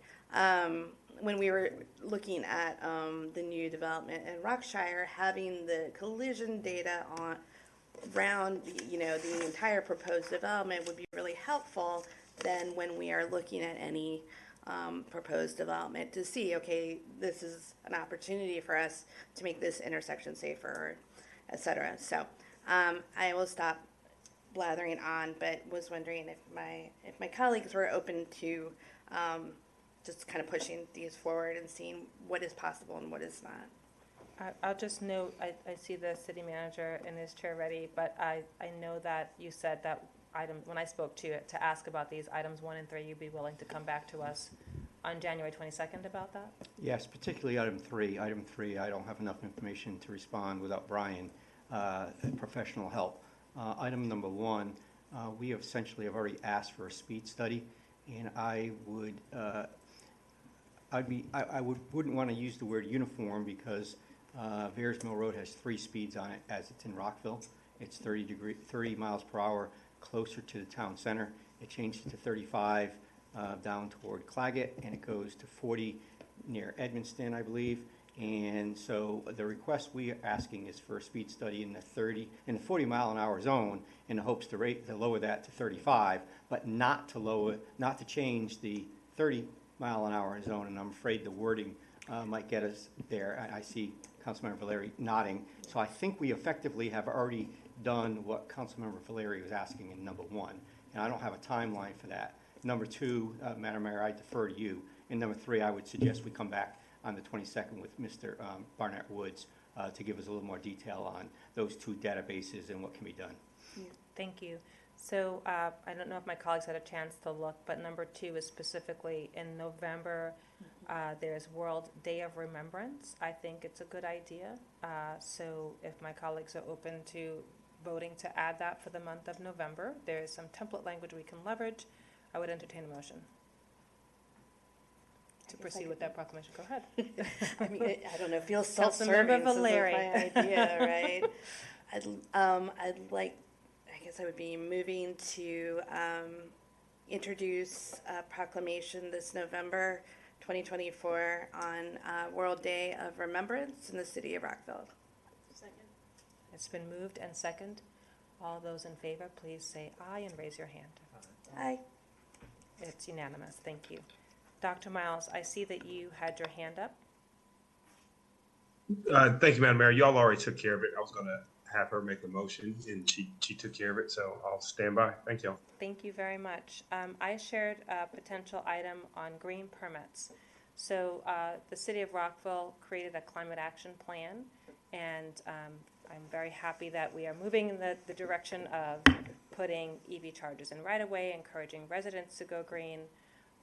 and we are participating in solar co-op. One of the things that we explored last year is we had a green permit holiday during Earth Month, and that would encourage and support residents in converting to electric where possible, getting EV chargers, doing solar, maybe converting to heat pumps. And so the idea is that we continue that work from last year. I sent a link to an example of what it looked like in Rockville Reports. I raise it now, even though it's in April, is because we need time to get the word out.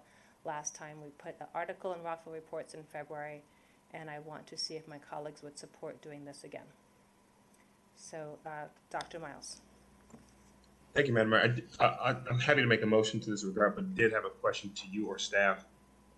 Is there a financial footnote associated with this that we need to be mindful of, or a significant one I should ask? Because I know they're preparing the budget. I don't have that off the top of my hand. I would suspect to be the same as last time, but we can get that information to the mayor and council. Thank you. Okay, something that I presume it won't necessarily like significantly alter the numbers that finance is working on. So to that end, I'll put forward a motion to support green permit waiver for Earth Month as outlined by the mayor. Thank you. I'll second. Councilmember Van Grack has seconded. All those in favor, please raise your hand and say aye. Aye. Thank you very much. It is unanimous. Any other items for old new business? I will just note that we did talk about this weekend moving forward. I know our city clerk is going to be doing the certificates for the volleyball team who had a major accomplishment. We're working on that, and we're also looking at broader ways to support our young people in celebrating their achievements. All right, with that, I will entertain a motion to adjourn. Councilmember Fulton. Motion to adjourn. Second. Everyone seconded. Councilmember Valeria, I saw first. I know, I haven't seconded All anything those lately. in favor, please raise your hand. Aye. All right, this meeting is adjourned. Happy New Year, everyone, and thank you for your time and participation, and thank you to staff. We appreciate you.